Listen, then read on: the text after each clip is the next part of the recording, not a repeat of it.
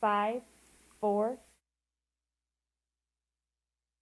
Good evening. Welcome to the Torrance City Council meeting for May 11, 2021. And call the meeting to order and ask our clerk for a roll call, please. Councilmember Ashcraft, Here. Councilmember Chen, Present. Councilmember Goodrich, absent, Councilmember Griffiths, Here. Councilmember Kalani, Present. Councilmember Matucci, Here. Mayor Fury. Here.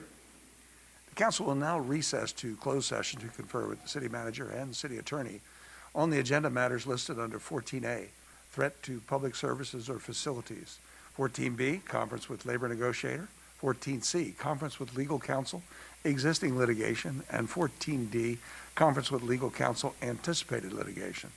A closed session on these matters is authorized by California Government Code, Section 54957, 54957.6, 54956.9D1, and 54956.9D2. We will return at 7 p.m.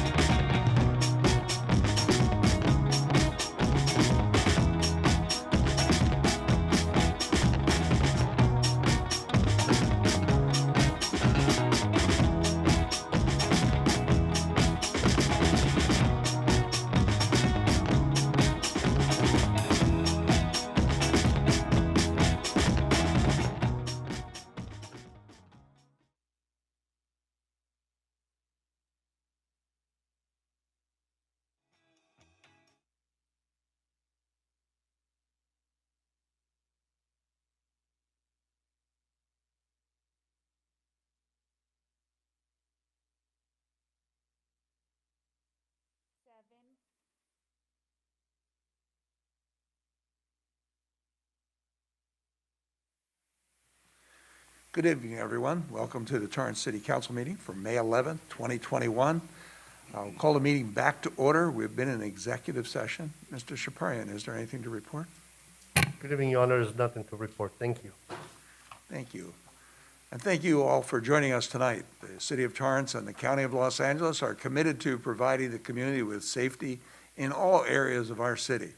This week, the Beach Emergency Evacuation Light System, or BEALS as they call it, will be performing tests at Torrance Beach as a continuation of the testing that was performed on April 29th. The BEALS system has three parts. First part is flashing white lights to alert people who are deaf or hard of hearing. Number two is an evacuation announcements in English and in Spanish.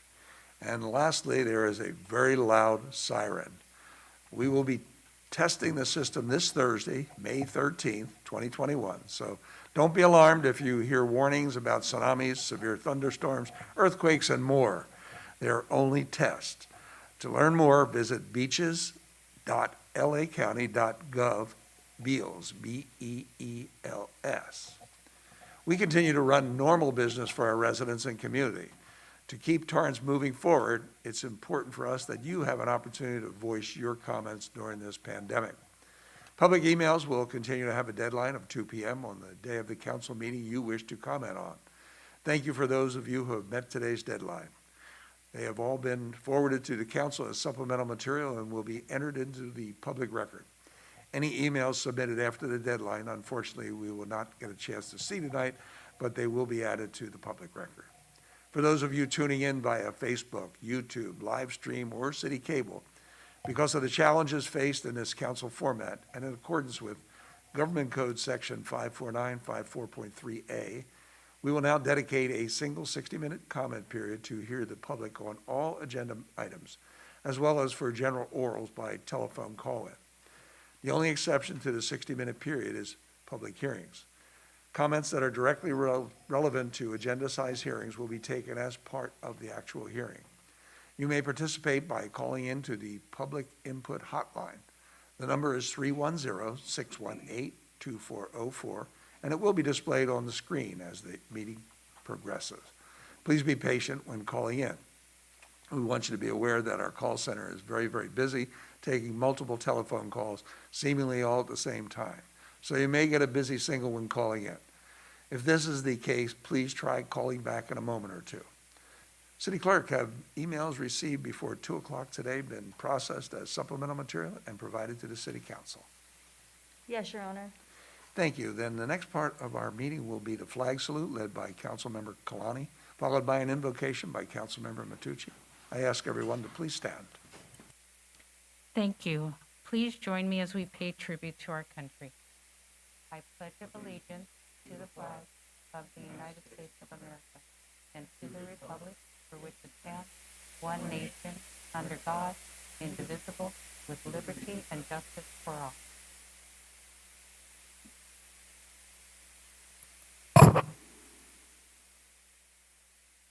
Dear Lord, we invite you to preside over this city council meeting. Help us listen politely as everyone shares their points of view. Help us work as a team as we combine different ideas and push for a better outcome. Help us take action where needed and not be afraid to explore avenues not yet traveled by others. Help Torrance be the city that raises the bar on quality of life, prosperity, cleanliness, safety, and desirability. May we become the benchmark and standard for all communities. Amen.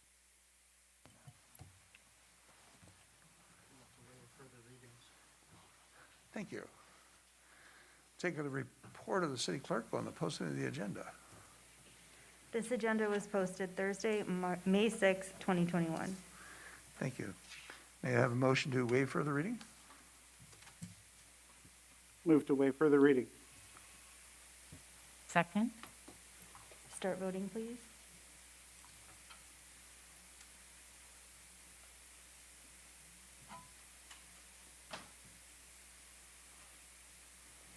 Your Honor, that motion carried with Councilmember Goodrich absent. Thank you. Announcement of withdrawn, deferred, and/or supplemental items. Thank you, Your Honor. Autumn Chaparian, City Manager. There are supplemental materials available on the city website at torranceca.gov for the following items. Item 7, oral communications. Item 8F, approve sole source purchase order for acquisition of portable solar-powered electric vehicle charging station. And item 9C, provide direction regarding potential 2021 Independence Day special event. Thank you, Honor. Thank you. Council committee meetings and announcements. I have one. Due to the blood shortage, the city of Torrance has received requests from the American Red Cross and UCLA to use city facilities for 4 upcoming blood drives. The first blood drive is scheduled for early June of 2021, with the other 3 upcoming blood drives to be held next fiscal year in the months of July, August, and December. With concurrence of council, I'd like to request that staff return with an item to subsidize the fees for the first blood drive within this fiscal year, and a second item for the other dates in the next fiscal year. In the interest of public health, safety, and commitment to our local major hospitals, the city wants to assist with this blood shortage challenge by subsidizing the fees of city facilities. I think we have thank you. That takes us to community matters. Item 6A. May we have a number and title? Oh, no, I'm sorry, that's it is a resolution, yes. May I have a number and title? Yes, Your Honor. This is resolution number 2021-38, a resolution of the City Council of the City of Torrance, California, commemorating the 100th anniversary of the incorporation of the City of Torrance. Thank you. Before we do the motion on that, from 1912 until 1921, Torrance was a privately held city. In 1921, the population of Torrance was about 1,800 people, and the community put the idea of incorporating Torrance as a city to vote. The vote to incorporate passed 355 to 11, and the city was formally incorporated in May 1921. Today, Torrance is a diverse, growing, and thriving community. Every day, we are challenged to remain a premier city, one that addresses the ever-changing needs of its community members and residents, something we experienced in great lengths this past year. As mayor of this great city, I am proud to say that we have a hardworking, talented staff who day in and day out continue to provide great service to our community. Their diligence ensures that Torrance remains a premier city, one that addresses all the needs of the community, providing facilities, programs, services, and experiences that enrich the quality of life of all who live, work, and visit here. And that is just our staff. We also have strong business partners that, through their own hard work, ingenuity, and dedication, have directly improved our community. Businesses that strive to be internationally respected, innovators of their trade, and supporters of entrepreneurial growth. And there are our partners in education who continue to prepare our youth to be independent thinkers and lifelong learners, youth that will one day be the voices of our community.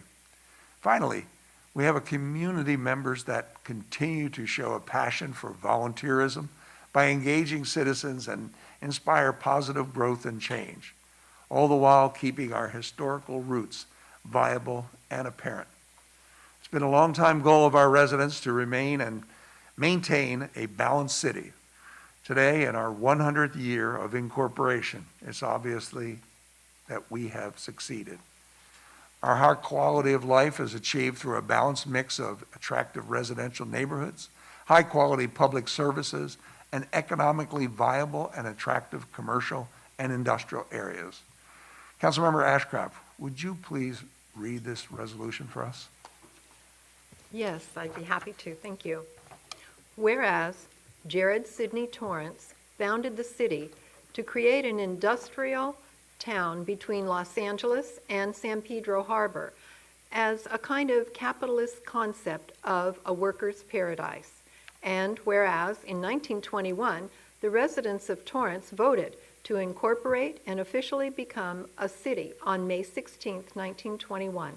And whereas the city has grown from a population of 1,800 and a size of 3.8 square miles in 1921 to a population of approximately 145,500 and 21.2 square miles, including 1.5 miles of beach frontage in 2021.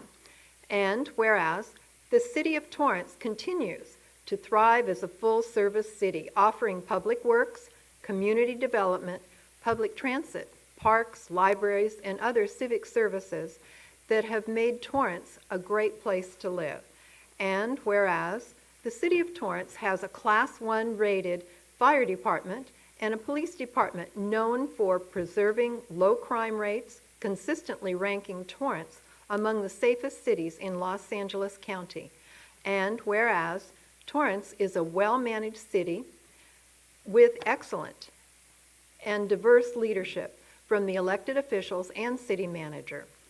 And whereas Torrance has become a center of civic activity, providing a wealth of cultural, social, and economic opportunities for its diverse residential and business populations.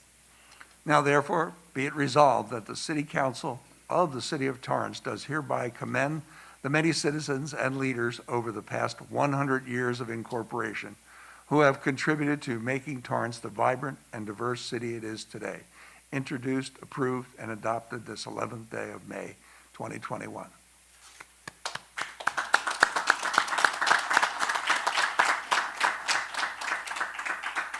I believe we have Janet Payne and Debbie Hayes on the phone to say a few words on behalf of the Torrance Historical Society. But before we do that, how about if we make this official by taking the motion on the resolution?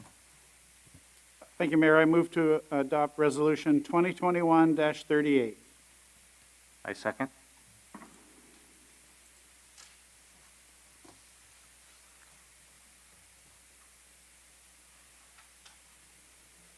Your Honor, that motion carried with Councilmember Goodrich absent. Thank you. Janet and Debbie, are you on the line? We are. First, we'd like to say 100 thank yous. We really appreciate all of you acknowledging this special century, and we've got a lot to celebrate. So I'm going to give everyone in Torrance a challenge. You got to go visit the website, www.torranceca.gov/100 years incorporation, and take a peek at the 100 things to experience in our city. One of them is you can pop by the museum at the Torrance Historical Society and introduce yourself to Jared Sidney Torrance, our founder, the one who got this city moving and shaking way back when. And I'm going to now have Janet tell you one other thing. We are so excited to invite the public to join the Torrance Historical Society this year on Sunday, June 6th at 11 a.m. via Zoom. We're going to be Zooming to our annual meeting, which is a program that's going to be free to the public, and we have a very, very special guest this year as our part of our program. Former city manager Leroy Jackson is going to provide a short program highlighting the city's incorporation 1921. We don't know exactly what we're going to expect, but we know that it's going to be fabulous because Leroy is a terrific historian, and we know he's been doing a lot of research. So we'll have some really exciting things there that day for people to see via Zoom. So all you have to do is contact our president, Michelle Polcari, if you'd like the link to connect to the meeting. It's Sand Kim Mom, SANDKIMMOM @AOL.com. Or everybody seems to know how to contact Debbie or myself, and you can contact us, and we'll set you up for 100 good feelings during this whole year. So thank you for inviting us to be part of tonight. Okay, Janet and Debbie. Again, 100 thank yous. Don't hang up on us. I want you to stay with us just for a few moments. I want to have my colleagues and I go up. We have a beautiful cake that has 100 candles on it. Actually, only 3 Oh, candles. And dang. we were I'm going afraid to of be the fire missing out marshal. on 100 calories not getting to eat that thing. Oh, but I want to Okay. see, are the candles going to be lit? Yep. We're going to watch. Hurry up.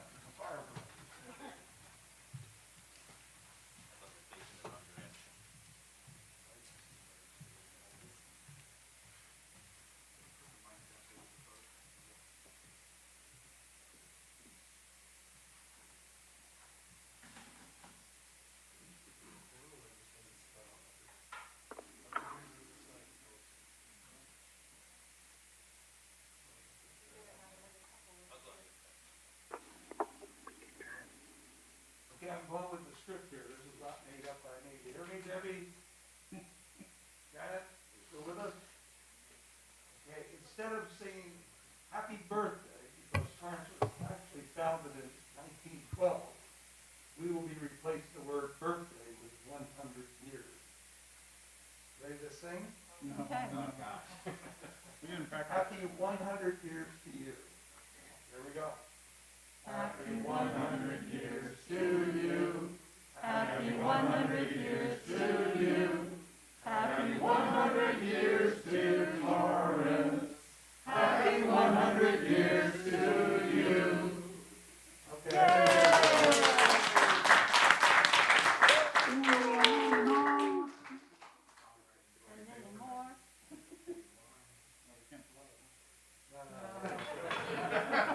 Oh, I blew out the candles. Mine. Very nice. I hope we have a picture of the conference.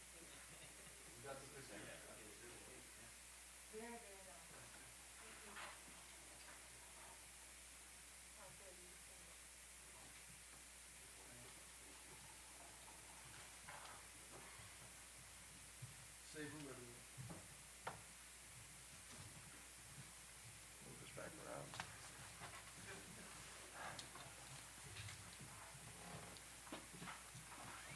Ooh.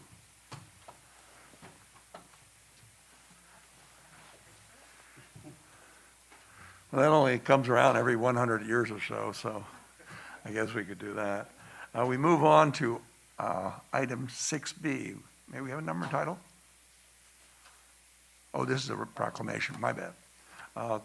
And this is a proclamation honoring Jane Salick upon her retirement from the Polypeptide Group in Torrance, California. I want to take a moment of personal privilege about Polypeptide and Jane. What a fantastic organization it is, a great company.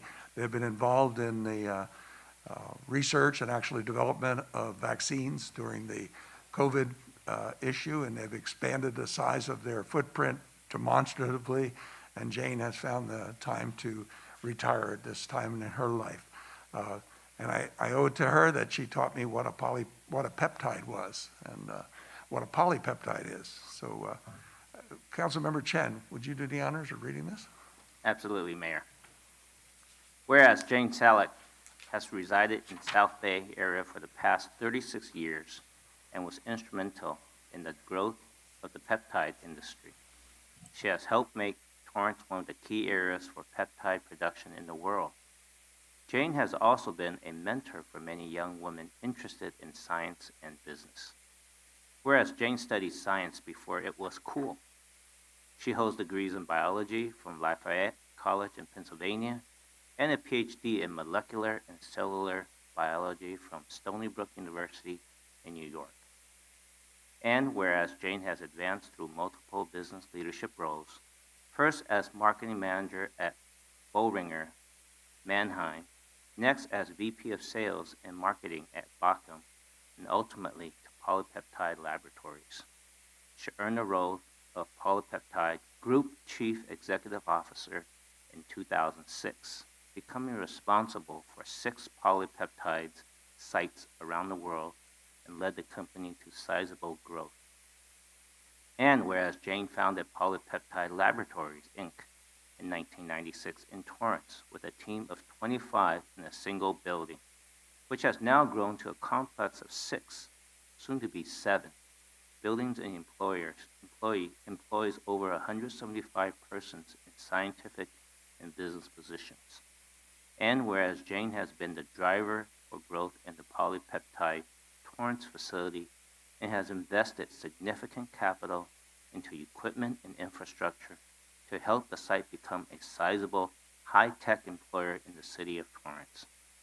Under Jane's leadership, Polypeptide has been a supporter of the Torrance area and a valued community partner. And after an impactful and commendable 15 years, Jane has decided to retire from the role of Polypeptide Group CEO. She plans to remain involved as a member of Polypeptide's Board of Directors. Now, therefore, I, Patrick J. Fury, as mayor of the city of Torrance, California, do hereby honor and express gratitude to Jane Selleck for her investment in the Torrance community and her contribution to science. We extend every good wish to Jane for a full, rewarding, and enjoyable retirement, signed this 11th day of May, 2021. Congratulations, Jane. I understand you're on the phone? Yes, I am, and I thank you and the City Council for this wonderful honor for me and the company. I can honestly say the best decision we made 25 years ago was to start Polypeptide US in Torrance. The city has been instrumental in our growth and success. You've worked closely with us as we grew from one small building to 6, soon to be 7 buildings here in Torrance. And I am absolutely sure the city will continue to work closely with Tim Colbrith, our site director, as he spearheads the continued growth and success of Polypeptide in Torrance. And also, I will not disappear. I will remain on the board to watch the next step in Polypeptide's journey here in Torrance. So thank you very much. I'm here with a bunch of colleagues, and we all appreciate this. Well, congratulations from us. There's cheers on this side, too. Thank you very much. Bye-bye. Bye. Next item on the agenda is item 6C, and that's a proclamation concerning the Armed Forces Day. The Torrance legacy of the Armed Forces Day celebration began in 1960 and has grown throughout the years to be considered a Southern California tradition. Unfortunately, due to the uncertainties related to the pandemic, we had to make the difficult decision to postpone the 61st annual Armed Forces Day Parade and celebration that was scheduled for this weekend. The Torrance Armed Forces Day Parade and celebration has always been a weekend in which the community, visitors from across our country, and the military come together to honor our nation's men and women of the military forces that have defended our country, ensured our freedom, and upheld the beliefs and the principles that this great nation was built on. This weekend should be no different. Though we are unable to cheer on the troops down Torrance Boulevard, I urge you to join us in showing your appreciation for our veterans who have served, those who continue to serve, and those who have lost their lives serving in the Army, Marine Corps, Navy, Air Force, Coast Guard, and the newest branch, the Space Force. Please show your continued support and gratitude in other ways as we safely celebrate Armed Forces Day and salute our United States military. Chief McGeff and incoming Chief Hart, would you please accept this proclamation? And then Councilmember Ashcraft, as chair of the Armed Forces Day Special Standing Committee, would you please read the proclamation? I'm sorry, it's actually Councilmember Griffiths. I knew we were going to do this. Thank you, Mayor. Happy to do it. Whereas Armed Forces Day is celebrated on the third Saturday in May, and whereas Armed Forces Day is a joint celebration of all 6 branches of the United States military, the day honors all people currently serving in the U.S. Armed Forces, and whereas this includes the men and women who have served or are serving in the Army, Marine Corps, Navy, Air Force, Space Force, Coast Guard, the National Guard, and Reserve components. And whereas it is with heavy heart that the City of Torrance had to cancel the longtime tradition of our annual Armed Forces Day Parade and celebration due to the ongoing uncertainties related to COVID-19. And whereas the Torrance Armed Forces Day Parade and celebration has always been a weekend in which the community, visitors, and military come together to honor our nation's men and women of the military forces that have defended our country, ensured our freedom, and upheld the beliefs and principles that this great nation was built on. And whereas, though we are unable to honor our military down Torrance Boulevard, we can still safely show our support and gratitude by hanging flags in front of your homes, donating to the USO, sending care packages, writing thank you notes, and much more to keep the spirit of the Torrance Armed Forces Day parade and celebration alive. Now therefore, I, Patrick J. Fury, as mayor of the city of Torrance, California, do hereby declare May 14th through May 16th, 2021, for observance of Armed Forces Day and Torrance's salute to the U.S. military. As we continue our long-standing tradition of honoring and thanking the men and women of our nation's armed forces in a safe, socially distanced manner, and an event smaller in physical size but retaining the same patriotic spirit. Signed this 11th day of May 2021. And ask Chief McGeff and incoming Chief Hart, would you like to say a few words? Yes, thank you, Your Honor, and members of the council. It deeply saddens us that we have to postpone this year's celebration, but there are several ways that you can still safely honor our military personnel. Hang flags outside your homes, write thank you letters to troops and veterans, and donate to one of the many nonprofits that support our military. We hope you will join us in keeping the spirit of our joint military celebration alive so that we can continue to demonstrate an appreciation for the men and women of our armed forces, Army, Marine Corps, Navy, Air Force, Coast Guard, and Space Force, and the sacrifices that they make for this country. Honorable Mayor and City Council, Chief Select Hart, I had the honor of being the parade director at our most recent parade and celebration in 2019, and I've seen firsthand how important this annual event is to our planning committee, our military partners, and of course, our community.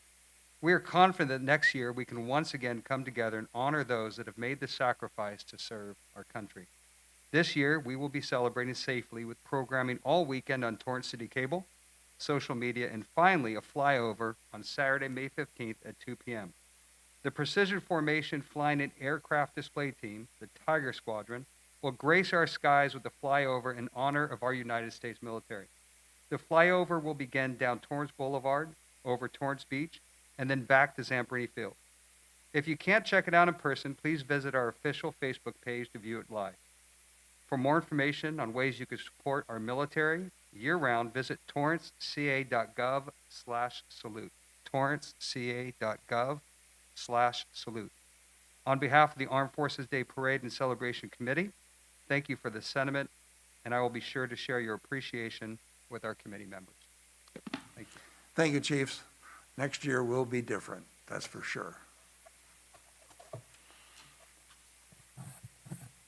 Next item on the agenda is item 6D, a proclamation declaring May 16th through the 22nd as Safety Seat Checkup Week in the city of Torrance.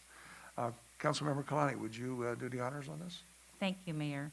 Whereas the number one preventable cause of death and injury to children and young adults is the automobile collision. 71% of child fatalities could have been prevented through proper use of child safety seats.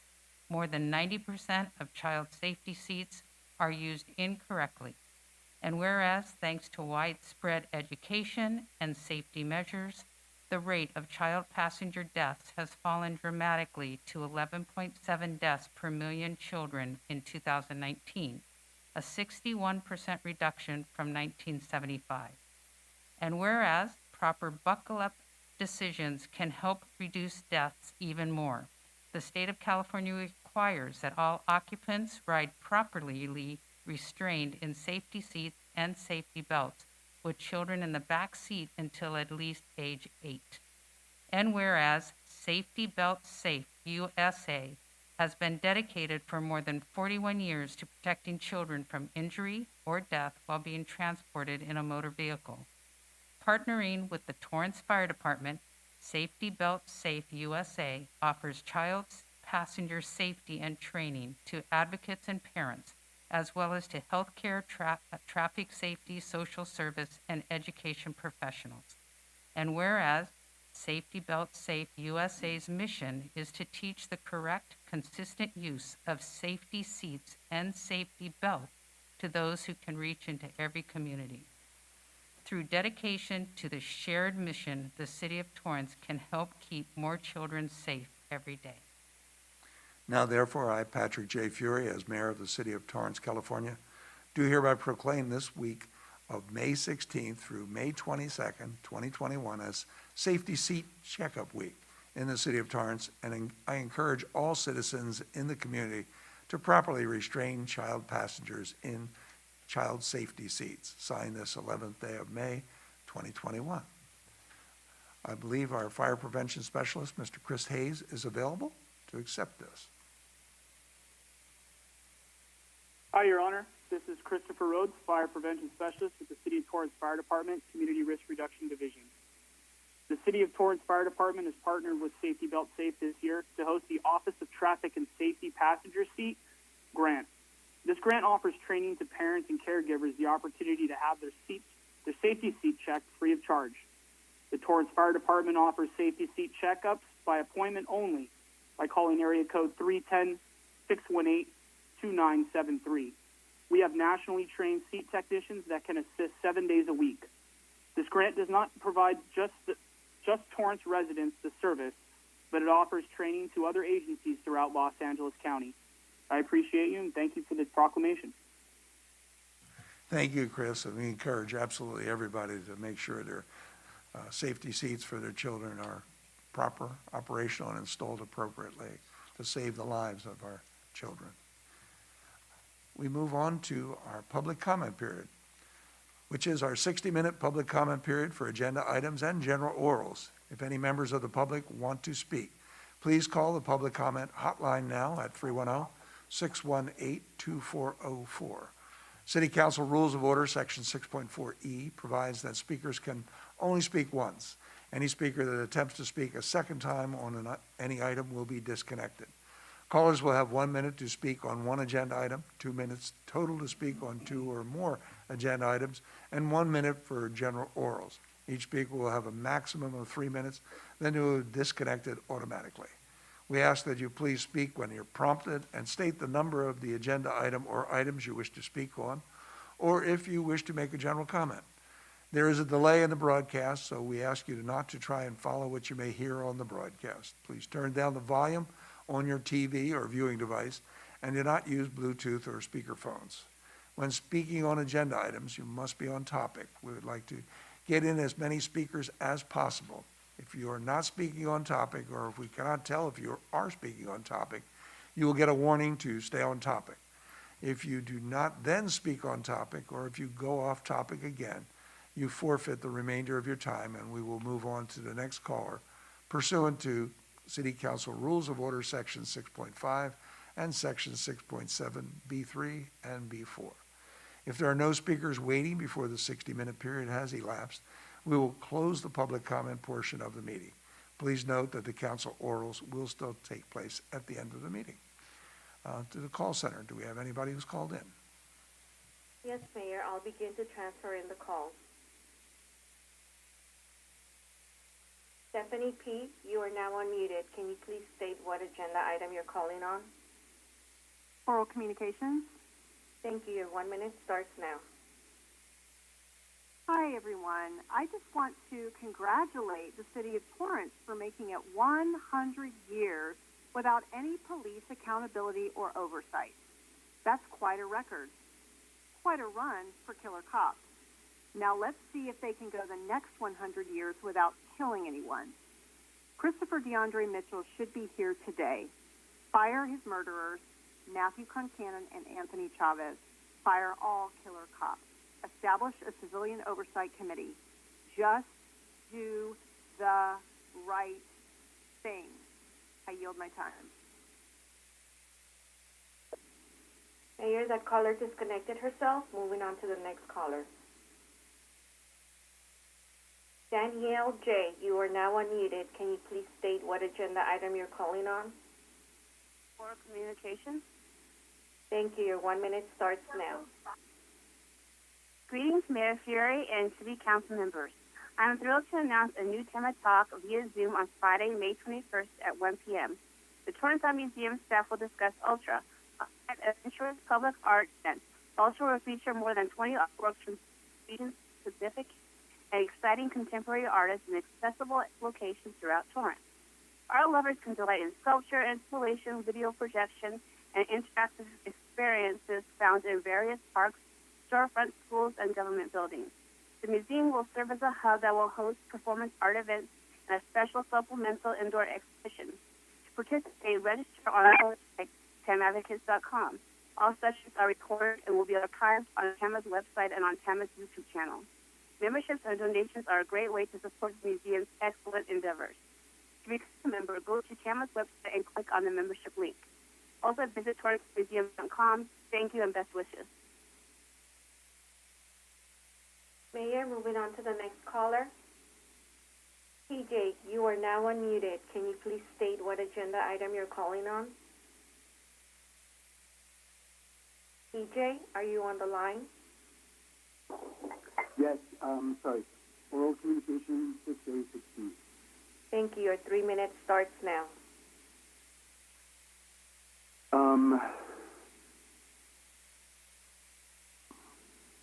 Sorry, I have...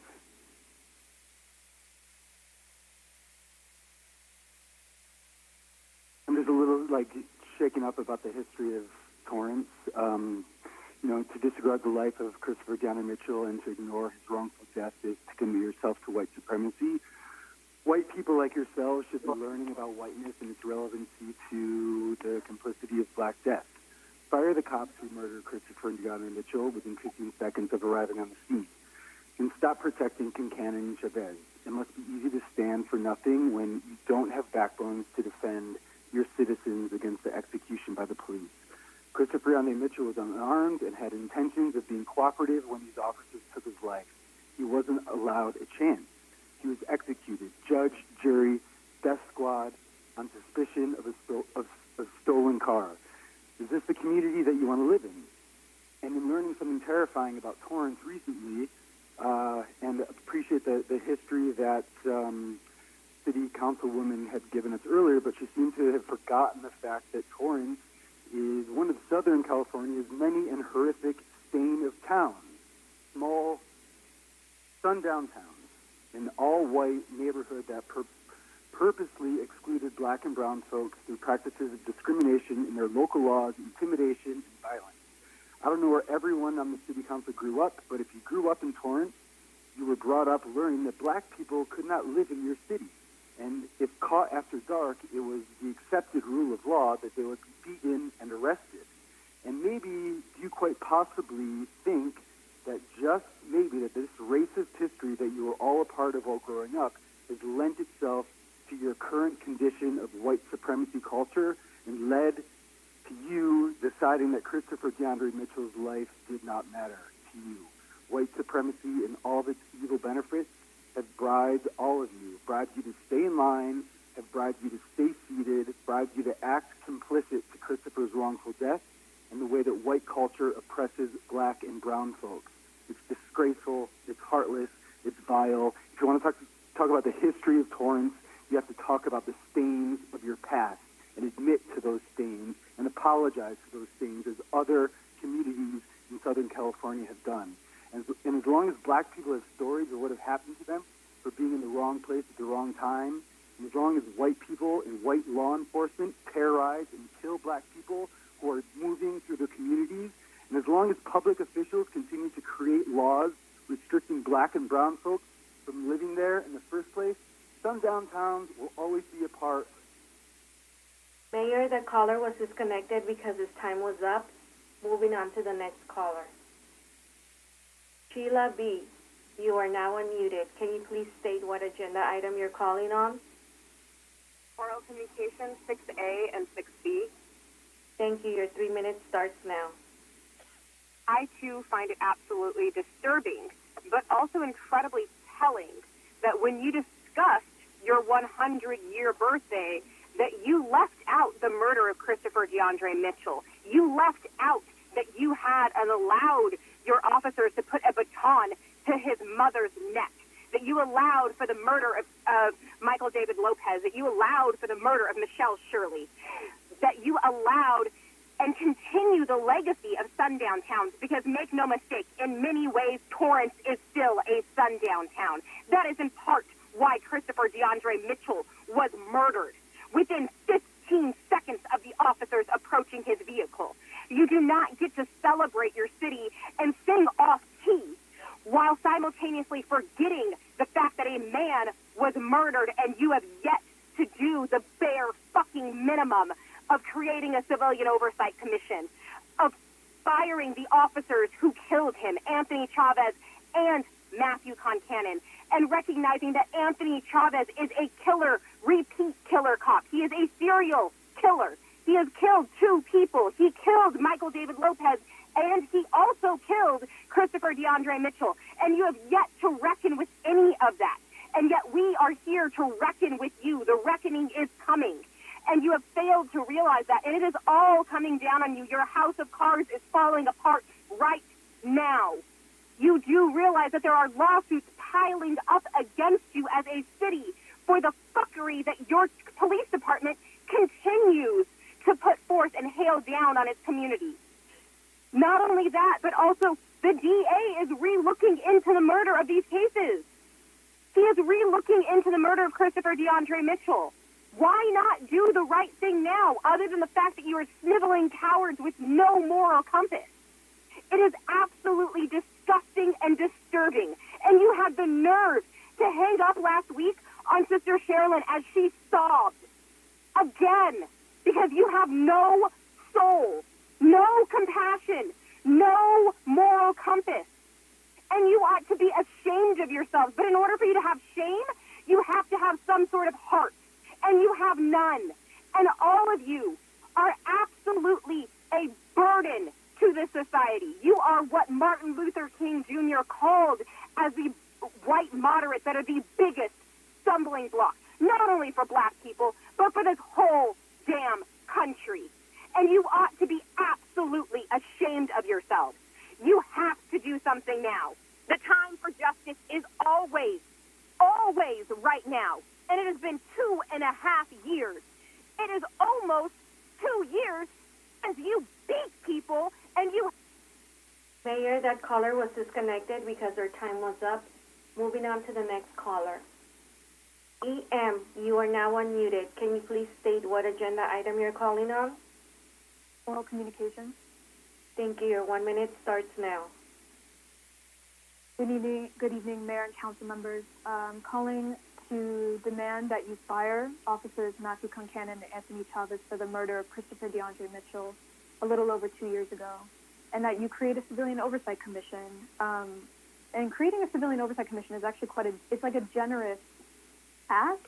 It's not something that is unheard of. Other cities, even in Los Angeles County, already have that. And to fire these officers for murdering him within 15 seconds of contact with him is so depraved and unacceptable. They just must be fired. And like other callers said, they've killed more people than just one. So it doesn't make any sense why you keep them on the payroll. It just shows your lack of morality is so putrid. It's so decayed. I can smell it from here. It's disgusting. You people really disgust me, and you have to do the right thing or someone's going to make you. Thank you. I yield my time. Mayor, moving on to the next caller. Michelle R., you are now unmuted. Can you please state what agenda item you're calling on? I'm calling on item 8E. Thank you. Thank you, Mayor Fury and Torrance City Council, for your continued support with the American Cancer Society Relay for Life community event as we further the mission to fight back against cancer. We're continuing to look for unique, fun ways to raise funds for this fight, so we thank you for your consideration on the use for the Victor E. Benstead Plunge for our Ducky Dash. For more information about the Ducky Dash or the event, please visit our website or Facebook, Relay for Life of Torrance. And I thank you, City Council, for what you do for our city, and I've been a resident for almost 60 years, and I love Torrance. and I will always fight for Torrance. So I thank you for everything that you do. That's it, and I yield my time back. Thank you. Mayor, moving on to the next caller. Mark C., you are now unmuted. Can you please state what agenda item you're calling on? Yes, I'm calling on item 9D. Thank you. Your 1 minute starts now. Yes, this is Mark Capolino. I'm one of the property owners for the property at 1250 Cabrillo through 1260. I apologize for taking up any of the council's time on this old item. This was a project that was done 36 years ago approximately, and there was a vacation that was supposed to have occurred, and per staff's report, I guess it never got filed. So again, I do apologize, and I wanted to thank Danny Santana and his staff for working with Chef Schaefer on this item and then bringing it to our attention and helping us take care of it.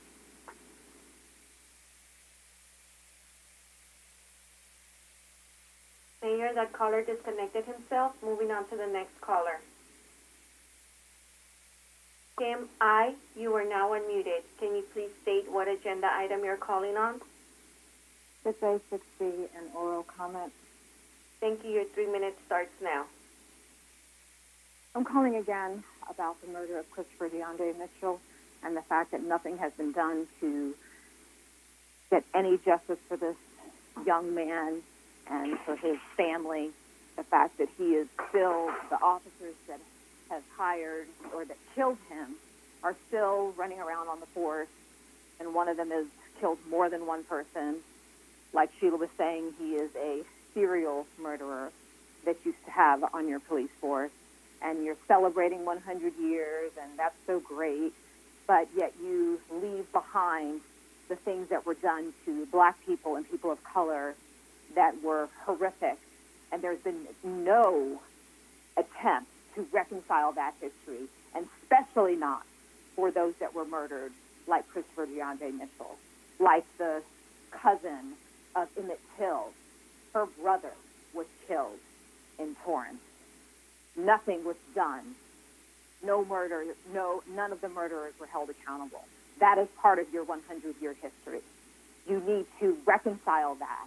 You need to make people of color feel accepted in your society. And it's great. The people that call in and are excited, they're excited because they're probably not people of color. So the city's great to them, but they're not great to people of color and not to families that you killed, of the people that have been killed. A civilian oversight committee is the least that needs to be done. You need to do that immediately.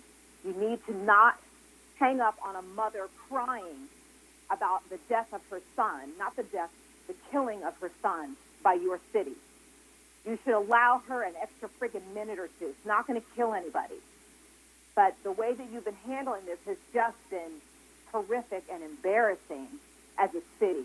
You should be ashamed and not celebrating, not the way that you treat people of color and black people especially in your city.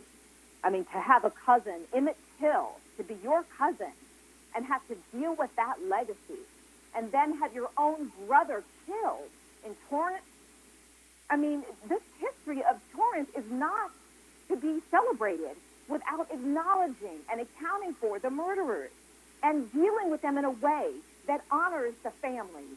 That's what you need to do. You need to fire those people that killed Christopher DeAndre Mitchell, Matthew Buchanan, and Anthony Chavez, and you need to set up a civilian committee.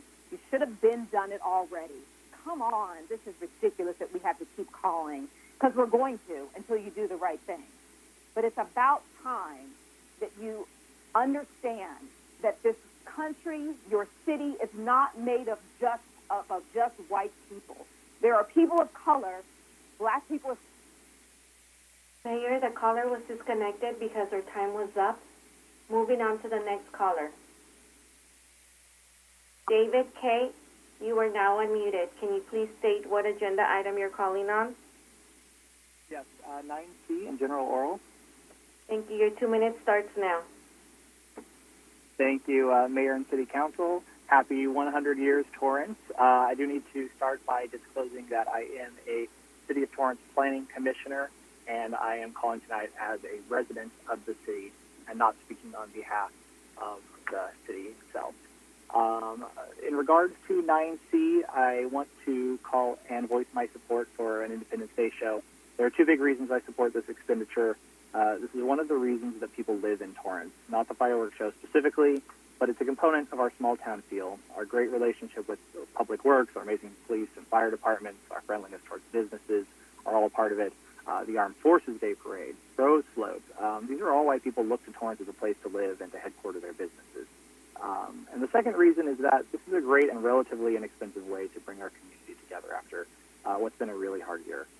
Despite being a big supporter of drones, I'm going to lean towards supporting the fireworks for many reasons, including tradition, but primarily because it doesn't appear adequate insurance will be able to be secured before the show.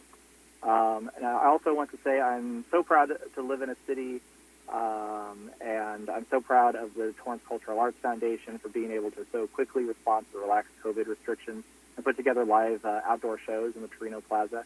I know the Louis Cruz Beltran show later this month is nearly sold out right away.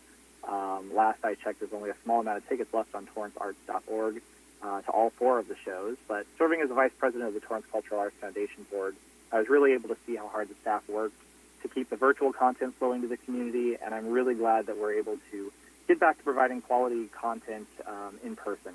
I'm not speaking on behalf of the foundation, but it's great to live in a city that's so supportive of the cultural arts, even when times are hard. Thanks for your time. Mayor, that caller disconnected himself. Moving on to the next caller. Mary Ann D., you are now unmuted. Can you please state what agenda item you're calling on? Oral communication? Thank you. Your 1 minute starts now. Yes, other callers have said it better than I will, but I do want to uplift what they said about the whitewashed version of the history of Torrance, which I'll tell. If you studied and were more honest and thorough about the history of the city of Torrance, even you may not be so twisted up in white supremacy culture. Maybe even you would be a little healed even and understand how that legacy has led to where we are today. I stand in solidarity with the family of Christopher DeAndre Mitchell and demand that the officers Anthony Chavez and Matthew Concannon are fired for the murder of Christopher DeAndre Mitchell, who was completely contrite and cooperative when he was murdered. Christopher's family deserves some semblance of accountability. I also demand that you create a civilian oversight commission of the Torrance PD so that officers are held accountable when they murder people, not given awards and raises. This is well within your power to do so. Mayor, that caller was disconnected because our time was up. Moving on to the next caller. JL, you are now unmuted. Can you please state what agenda item you're calling on? Yes, 6A, 6C, and oral communication. Thank you. Your 3 minutes starts now. So we're here trying to celebrate the history of Torrance, 100 years. So let's celebrate the history of white supremacy, is what you're basically saying.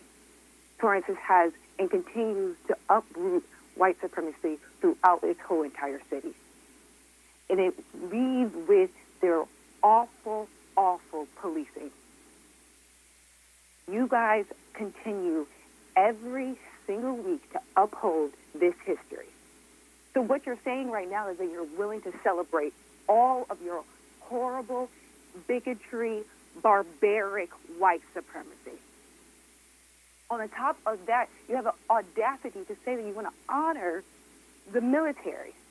But what about those of the black military that had fought for this country and then had come into Torrance to be brutalized and beaten?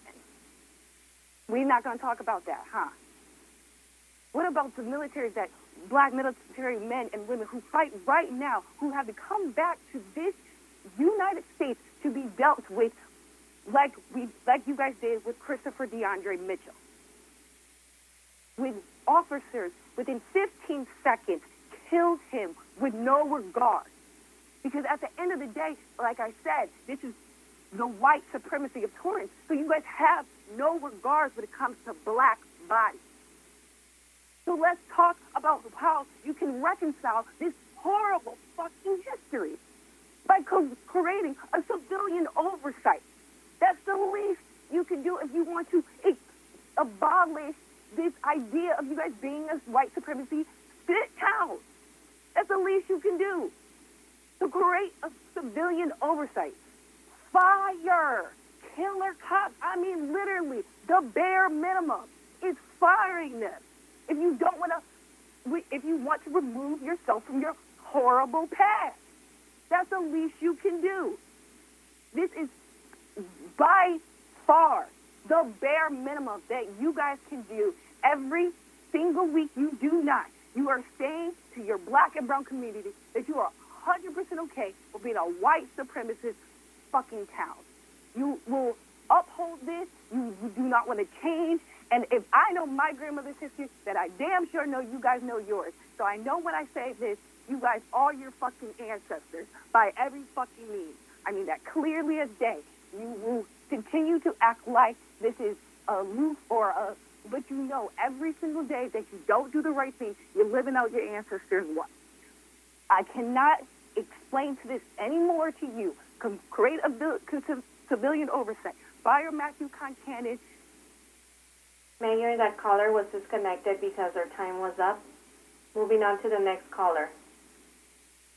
Michelle, you are now unmuted. Can you please state what agenda item you're calling on?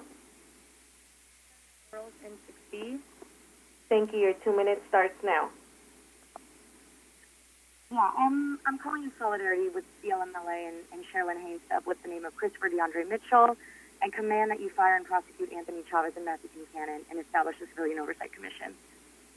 You know, Future talks about good action as a measure of character rather than good intention. And rather than recognizing your responsibilities as representatives of the people, to honor and uplift the necessary changes we as a society must make for the betterment of us all, you choose to throw your hands in the air, shirking responsibility and feigning powerlessness.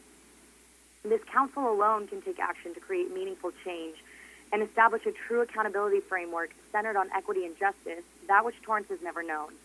It takes courage to act and lead, and you continue to cower in fear of powerful police unions and their deep pockets. So as you denounce the violence committed against Colombian citizens at the hands of state terror, realize those same state actors exist here today in Torrance and go unchecked because you refuse to protect the people over the priorities of the powerful and privileged. It's shameful and it's a betrayal to your community and fellow man. Justice in the name of Christopher DeAndre Mitchell, Black Lives Matter. I yield my time.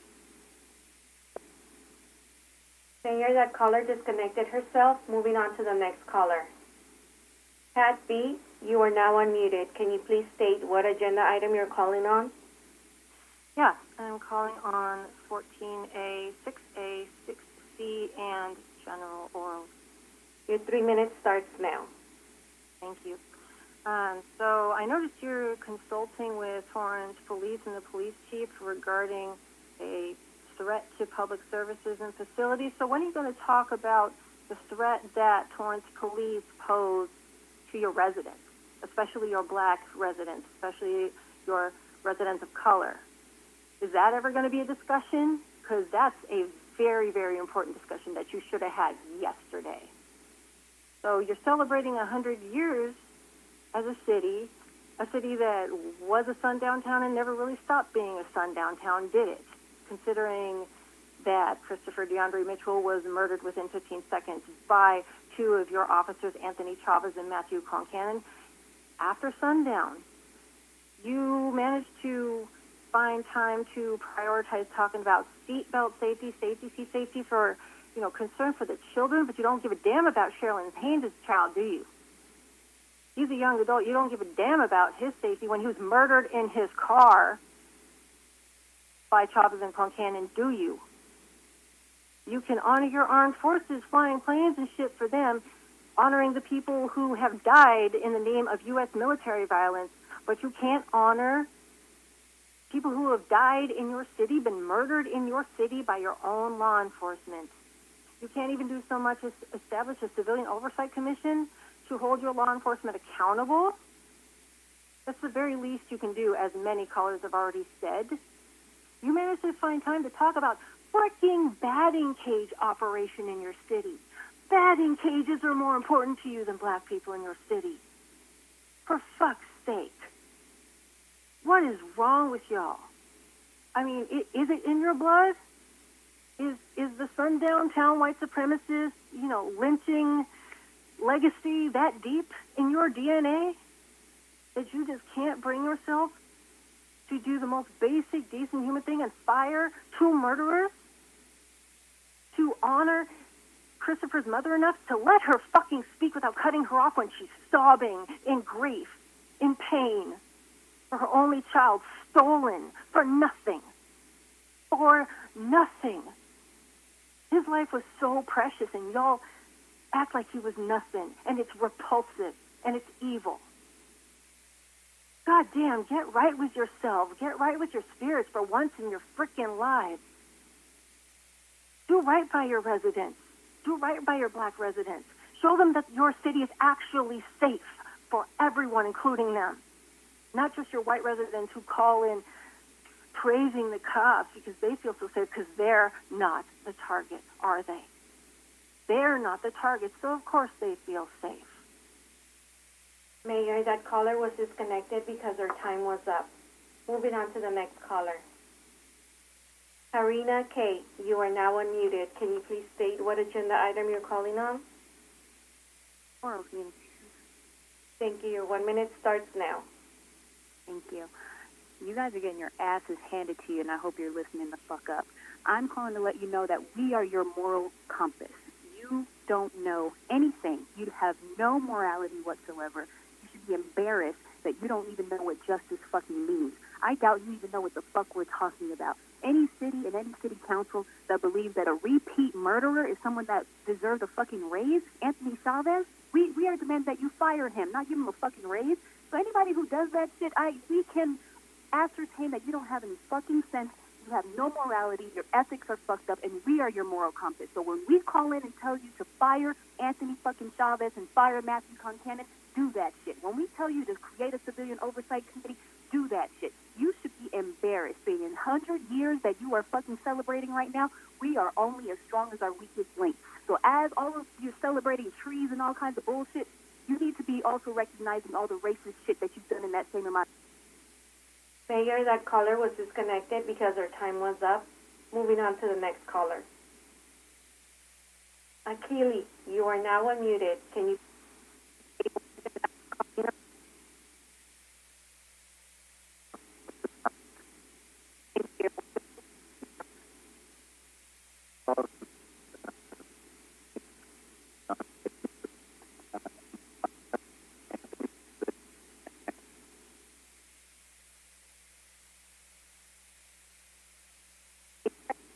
was dropped.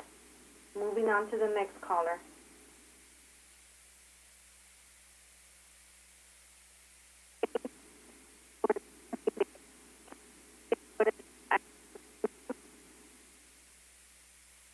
Your Honor, if we may pause for a moment to reset our global meet, that would be great. Thank you.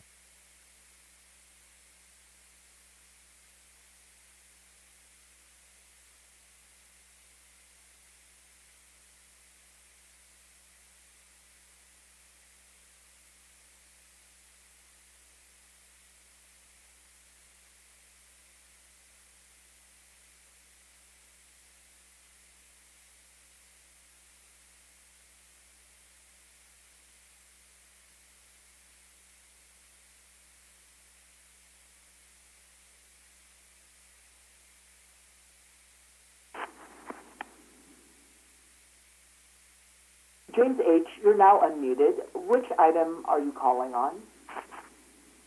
Oral communication and agenda item 8B. Thank you, James. Your 2 minutes begins now. Oral communication, I am turning in my yellow card plus agenda item consent calendar 8B. Did you receive my yellow card? Sorry for the joke. Now on to consent calendar item 8B, finance, accept and file the investment report for the month of March 2021. Even though under the City Council rules of conduct, consent agenda items cannot be discussed by the public. Only elected officials can pull consent items for discussion.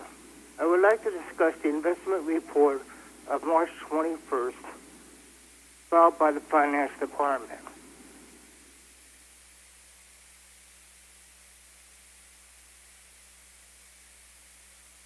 Under the monthly summary report, it states that the ending balance decreased by $4.4 million from the previous month. And it then states the city experienced seasonal revenues of higher cash flow December through February and lower outflow from April through May. It should be noted the city conveniently left out the month of March in its cash flow investment summary report in paragraph 1, except for the fact that the city funds were reduced by $4.4 million. So we don't know if cash flow typically increases or decreases during the month of March, therefore lacking relevance. I yield my time. Thank you. Mayor, that caller disconnected himself. Moving on to the next caller. Melissa W., you are now unmuted. Can you please state what agenda item you're calling on? Yes, 6A and orals. Thank you. Your 2 minutes starts now. Great. First, I wanted to congratulate everyone on the 100 years of Incorporation for Torrance. I'm a happy resident, and I just think we have such a great balanced city with our schools, our businesses, our employees, our residents, and it's just a wonderful place to live. So I want to thank you. Also, one of the nice things about our city is, as I mentioned in a previous meeting, about the Blue Ribbon Week. It says, I invite everyone to join your neighbors in showing your support and appreciation for our Torrance police by displaying blue ribbons in your yard, around a tree, car antenna, porch, etc. during the 2-week period beginning this weekend, May 15th through the 31st. And some additional info, National Police Week occurs every year with the week that includes May 15th. Many groups promote Blue Ribbon Weeks tied by tying on a ribbon on their car antennas as a reminder to the public that the many law enforcement officers have paid the ultimate price and given their lives in the line of duty. It is also to honor those officers who day and night serve in our communities. It appears some schools have celebrated Blue Ribbon Week already in April, and others will be doing so in different weeks in May. My hope is to work with the schools and PTAs to combine this event to 1 week next year. In the meantime, I just want to please remember everyone to show some blue ribbons on your trees, on your street, and help others do the same from now until May 31st. Thank you. Mayor, that caller disconnected herself. Moving on to the next caller. Akili, you are now unmuted. Can you please state what agenda item you're calling on? Yes, public comment. Thank you. Your 1 minute starts now. I'm back. I was so rudely interrupted. I was saying in the name of Christopher DeAndre Mitchell that we demand justice for the families and accountability, starting with the firing of Anthony Chavez and Matthew Concannon, with Derek Chauvin of Torrance. You all are celebrating your 100 years as a whitewash. You're telling your myths. You're telling your misinformation. You're telling your stories about yourself, which is connected to the white supremacy that the city has established and tried to maintain. Because you all are racist and support racism, then we have no choice. But every week, every chance we get to challenge you, every time we hear the name, every time we have an opportunity, we will challenge you. We will call you out. We will identify you as the white supremacist and racist that you are, because you have demonstrated it over and over again throughout your 100. Mayor, that caller was disconnected because his time was up. Moving on to the next caller. Chap, you are now unmuted. Can you please state what agenda item you're calling on? Yes, I would like to talk on oral communication, 8C and 9C. Thank you. Your 3 minutes starts now. Thank you, Katie. First of all, I'd like to start with my oral communication, and I would like to tell you, you can see all the goodies on Andy Porkchop's YouTube channel. And please watch it today. I mean, this week is very, very juicy videos going up on the channel. And it's free, not like the Torrance Theater Company. Now, my concern about Timmy Goodrich is missing. He missed 4 out of 5 meetings, and I would like you to follow the rules and get a new council member. He's not so good anyway, so if Timmy Goodrich cannot show up in week after week after week, get a new one. Remember, what did you do to Matucci when he once missed a meeting? Just remember, Timmy Goodrich missed 4 out of the 5 meetings. Anyway, let's go back to 8C. I'm very happy you're spending $57,000 on communication and radios, but please make sure all the firefighters, all the policemen, and all the street workers can communicate with you from the LA County beach, because they are frequenting that beach very often. And also, get it out of your mind as Torrance Beach. There is no such a thing as Torrance Beach, LA County Beach. Go out there and read the signs. Oh, I forgot one more thing. This early alarm warning system for the deaf people, it was a failure.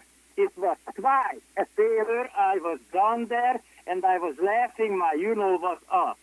Wasted money of Torrance taxpayers on the LA County Beach. Oh, and we had the earthquake, and I did not hear the alarms. Anyway, go back to 9C, the 4th of July celebration and the display. Fireworks, fireworks, fireworks. Fireworks are like American apple pie. You know, fireworks and apple pie is like America. So please, do the fireworks, people. Thank you very much. I yield my time. Thank you, Mr. Turda. Mayor, that caller disconnected himself. Moving on to the next caller.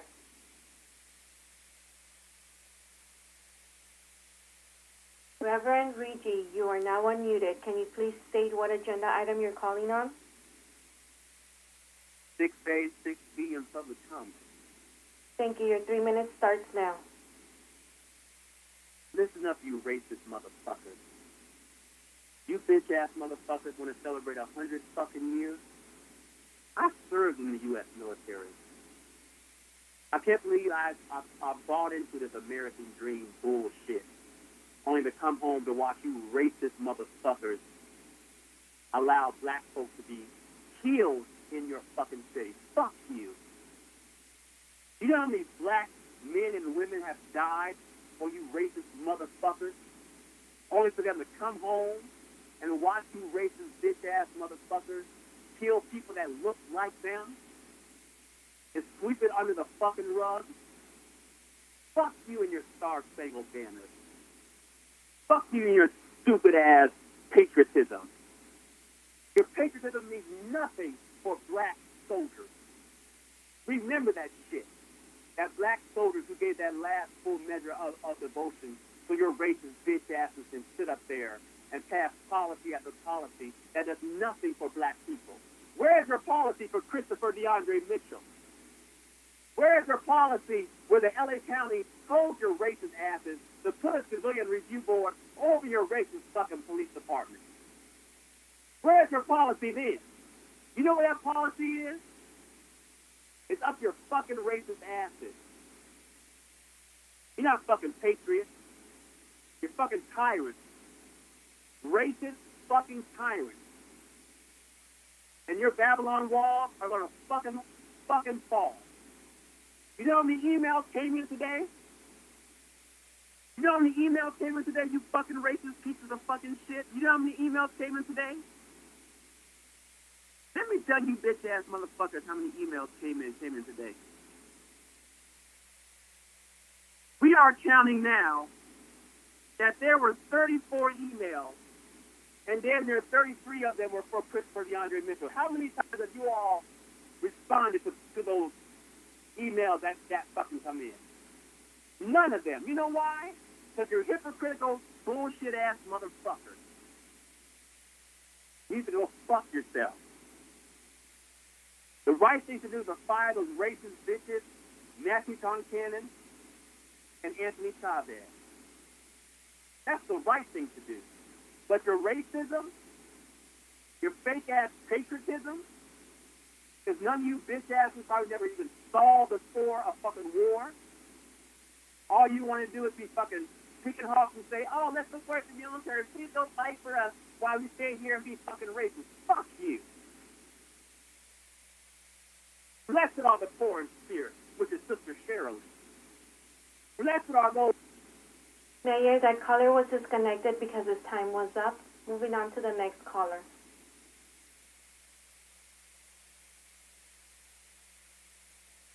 Garrett W., you are now unmuted. Can you please state what agenda item you're calling on?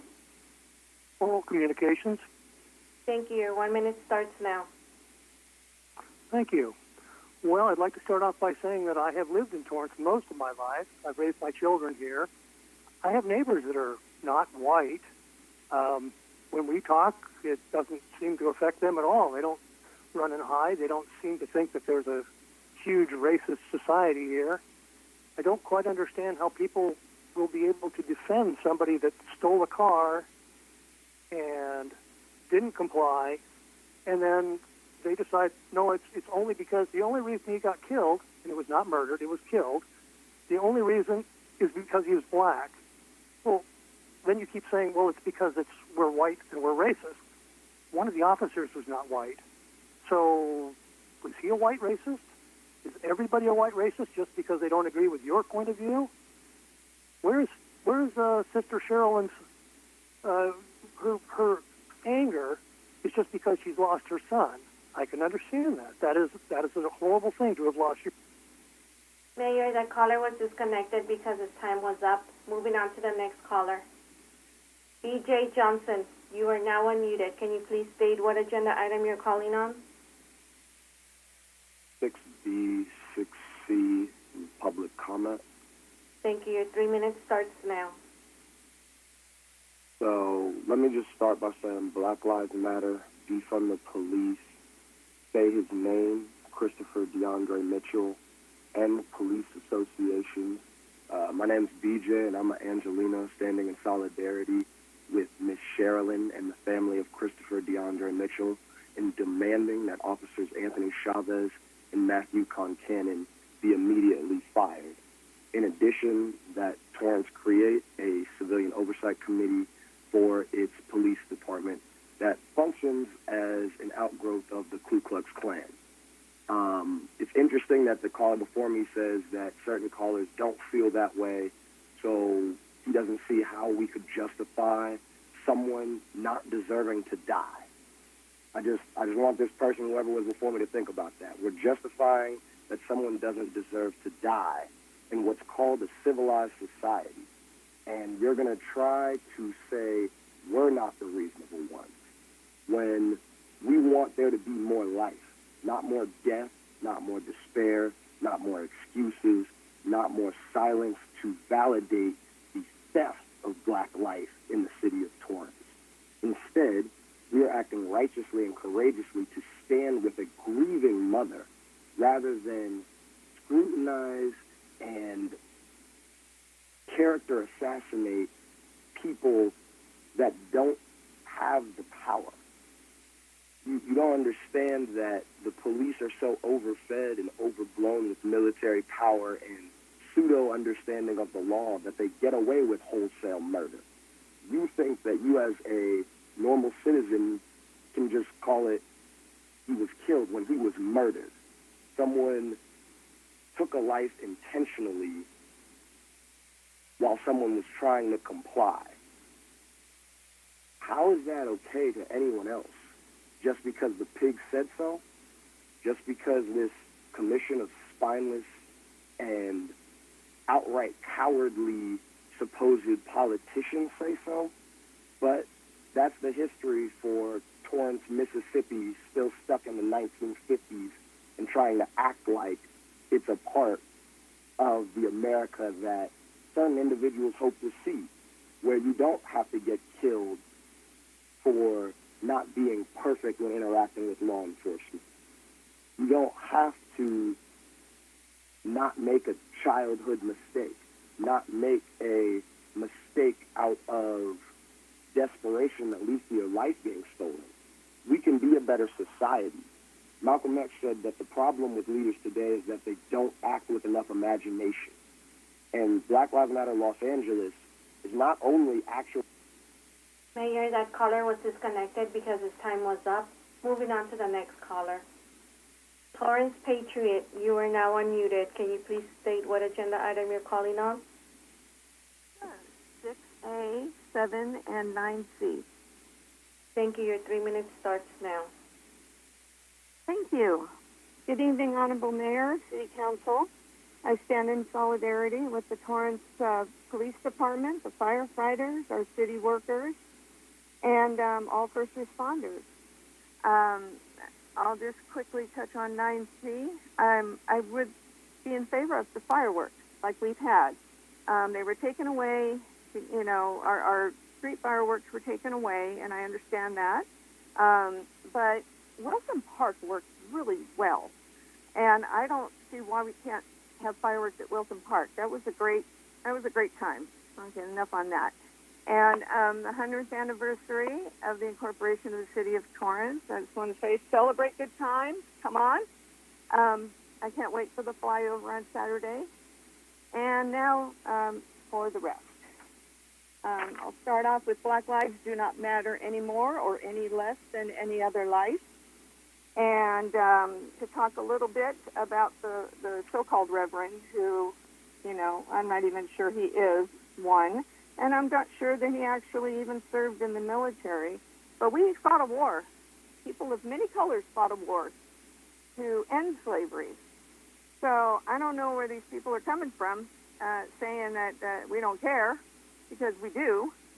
And I do want to thank our Torrance PD for keeping us safe all these years, and they're doing a great job. And you know, the indignity of these people calling in is fake, because I saw them in the parking lot before we went into lockdown. And they come out, and they were just laughing and giggling about all their indignation when they coming in and disrupting the meeting. So I just want you to know I'm spreading truth here, because I watched them several times. Sister Sherilyn was right there. And she showed her true colors a number of weeks ago with her salty language. And, you know, Black Lives Matter, everybody gets the same time. Me, her, I got cut off last week, so, you know, doesn't matter. You get the amount of time that you're allotted. Now, for Mr. Mitchell, you can go on YouTube and you can look up and see the body cam footage. He was not sleeping, he was not complying, and he wasn't doing the right thing when pulled over. So, you know, everybody wants to go home safe, and he was playing games. So, you know, can't say any more about that. Let's see. I don't have much time. I'll just say, God bless America. Stand for my troops and my God. Mayor, that caller was disconnected because her time was up. Moving on to the next caller. Sherilyn, you are now unmuted. Can you please state what agenda item you're calling on? 6C and oil. Thank you. Your 2 minutes starts now. Well, I honor you, Christopher DeAndre Mitchell. You had a big heart, son. You love your mama. You love people. You love having fun. You're a hard worker. Hey, you had a lot of friends. You know what I'm saying? You did good, son. Mama love you, and I'll miss you forever and ever. 100 years, huh? I heard about the sundown. I don't know why I moved to Torrance, but, you know, I heard about this after the fact instead of doing my research. I regret that for the rest of my life. My daddy told me a story that he used to work at the beaches, and they used to always say, when there's more than 2 people in the car, if they're black or brown, call the police. When there's more than 2 or 3 people, Why? They just come in and enjoy themselves and have a good time. Call the police. You can't have more than 2 or 3 people in the car if you black or brown to come up there in Torrance and enjoy yourself. Hey, do you remember NWA say fuck the police? He always talked about, Ice Cube always talked about Torrance. Torrance racist city. Hey, I demand justice in the name of my son, Christopher DeAndre Mitchell, fire Anthony Chavez and Matthew Concannon. They prejudged my son. He was a threat to them. He didn't have no gun. He did exactly what they told him to do. Hey, you know what, though? A justice in the name of my son, hey, I'm going to keep on fighting to the death of me because my son did not deserve that. And Black Lives Matter, thank you for standing in solidarity. Keep doing you, and I appreciate it. Hey, when we fight, we win.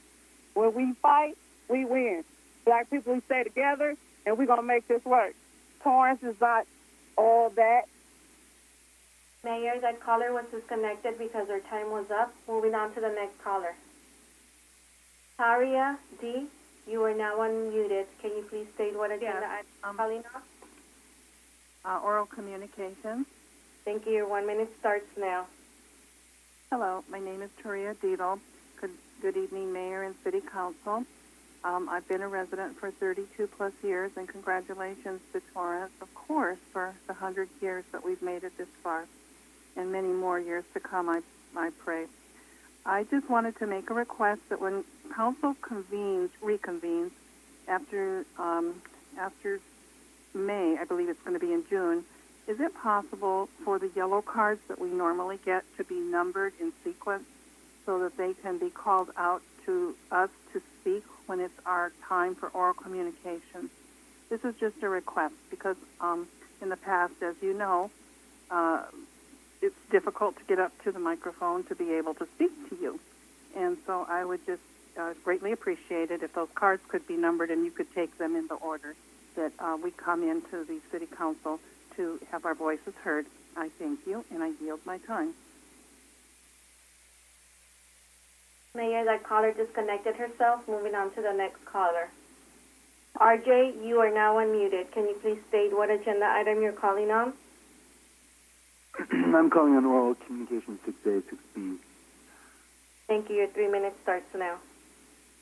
And to be quite honest, I'm just so shocked that this same white woman calls in week after week to criticize Sherilyn Haynes and maybe a certain word that she's used, and how dare she criticize a woman who has lost her son. How dare you? Have you lost a son to police brutality? Have you had a son who has been targeted by the police? Have you had a son that's probably been pulled over multiple times by the police based on the color of their skin? How dare you? What is your what could be going on in your brain? It is time to fire Anthony Chavez and Matthew Concannon. You need to do the right thing. You need to create a civilian oversight commission. And it's just, on a global level of oppression, hearts are again heavy. The deaths of more Palestinians, thinking about the sadness, anger, and fear that has spread through those communities, and how it mirrors those among black and brown folks, it's worth mentioning. And to express the anger and frustration, and to try to celebrate again of 100 years of your community, of similar versions of oppression that the Palestinians have endured.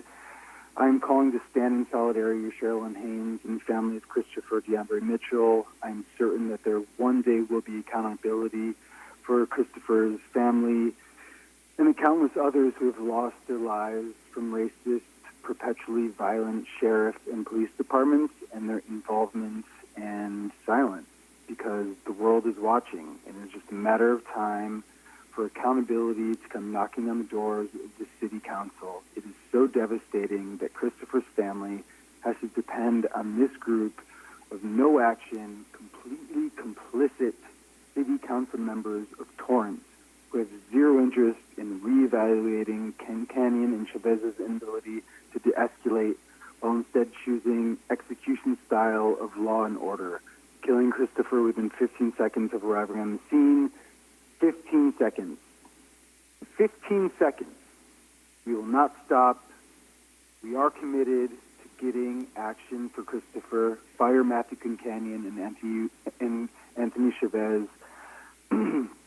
They're dangers to this community. Create a civilian oversight commission. There should be nothing to hide. Make it make sense that you all simply won't do this. You're hiding something, and a civilian oversight committee could find out what that is. They have no ability to fire the officers. They have no ability to... Mayor, the caller was disconnected because his time was up. Moving on to the next caller. William A., you are now unmuted. Can you please state what agenda item you're calling on? 6A, 7, and 9C. So 7 being oral communication. Thank you. Your 3 minutes starts now.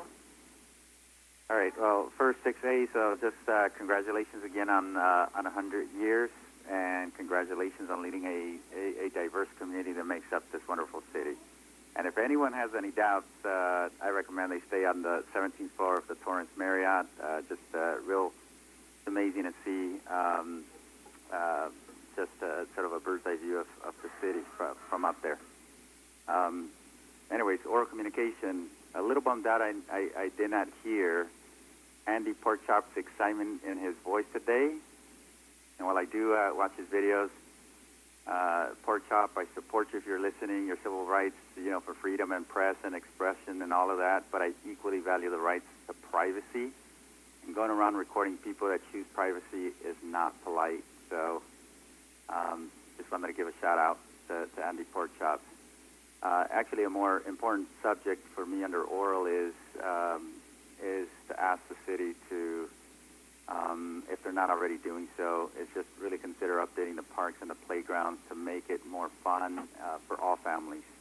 I think there's a lot of focus on so many things. The parks are a great place for communities to come together and share spaces and all of that stuff. So just putting it out there. On 9C, I actually find it rather interesting what I believe was Mayor Fury's idea to find an alternative celebration to the traditional 4th of July celebrations with fireworks. I like the idea because it's forward-thinking. It also shows that a traditional city like Torrance puts on something innovative type of celebration, doing the whole drone thing. Now, I have seen a few videos, and they're pretty amazing. Yet we'd like to hear more about it, of what's being proposed before you guys make a decision, and if you guys can execute the whole drone thing well. I will say, though, there is something very special about fireworks, similar to you guys lighting candles when you were celebrating the 100 years with the little cake there. So there is something very special about fireworks. That was it. Thank you so much. Have a good evening. Mayor, the 60 minutes in oral communications has expired. Thank you. We move on to our council agenda, and specifically, we're moving on to item 10A. Now is the time and place for the first public hearing on the fiscal year 2021-2023 proposed biennial budget and capital improvement plan. Madam Clerk, has this matter been properly advertised? Yes, Your Honor, it has. Does staff have a presentation? Yes, Your Honor. Adam Chaparrian, City Manager. I'll start off, and I'll turn it over to Ms. Sheila Poisson, our Finance Director. First of all, I want to thank your honorable body, Mayor and Council, for all the support and direction throughout a very difficult fiscal year, starting with last March, carrying us through the last May revise as well as the September revise, and now onto the 2-year operating budget. As you know, the COVID impacts were significant to our sales tax revenue, as well as hotel occupancy, the major revenue categories that the city relies upon to provide essential public services. As such, the 2-year operating budget before you relies on one-time funding through the American Recovery Plan, about $23.5 million, which was, as of yesterday, adjusted to $24 million. Every bit of that actually helps us out It does a couple of things. It helps us bridge the funding gaps as a result of the shortfall that we've experienced. However, as we said in the past, we're cautiously optimistic that the economy will rebound to pre-pandemic levels. Does that mean that we will fully recuperate all the losses? It just gives us some opportunity over the next 2 years to adjust our operations, set expectations, and seek different ways to do business. The challenges ahead with the reliance and the shift to online sales tax, with online shopping, as we said, with the alfresco dining, how we design our streets, to the way we drive our vehicles, and the reliance on traditional UUT has significantly shifted. Hotel tax will return as visitors and business travelers get comfortable with returning back to that market. While our mall is experiencing an increase in shoppers, there will be some individuals who are reluctant to go back to traditional brick and mortar. So with the efforts of our community development department, as far as downtown revitalization, as well as our business outreach with the goal to bring and retain businesses in town, working through transit, excited with the transit center opening this fall, as well as the future of the Sea Line coming to Torrance, tied to the Olympics, our Torrance to Florence line, us taking over Metro service. There's a lot of exciting opportunities happening in Torrance. Our focus on beautification efforts, wayfinding, are also going to be critical. So before you, this is the city manager's proposed budget. As I said, sincere thanks to Ms. Poisson, Mr. Ian Daly, and their entire finance department team. In the midst of pandemic, as you know, we've had a significant transition in executive and management team, but I am proud of our efforts, as well as all the department heads who came together with Sheila, presented the community with very informative budget overview messaging, which we will make into annual reports. We hope to create dashboards for the community to track our performance. And lastly, before I pass over to Ms. Poisson for her review, we are very excited to be bringing to you the 2021 to 2031 strategic plan, which will be a guiding document, a visioning document for Torrance. Once you adopt the community's visioning document, the strategic plan, we'll be able to bring back the action plan, which will help us in determining the goals, priorities, and objectives for the city for the next 10 years. With that, thank you for the opportunity. I'll turn over to Ms. Poisson to walk you through the proposal. And we stand by for any questions you may have, Your Honor. Thank you. Thank you, Mr. Shaparian. Good evening, Mayor and members of the Council. Sheila Poisson, Finance Director, here to present to you the proposed biennial budget for fiscal years 2021 through 23 and the 5-year capital improvement plan. Tonight, the focus will be on providing council and the public with an overview and address any questions or requests. No action will be required from council tonight, but we will return next Tuesday on May 18th with a recommendation that City Council adopt the appropriations resolutions related to the proposed budget before you and the resolution to adopt the investment policies. Next slide.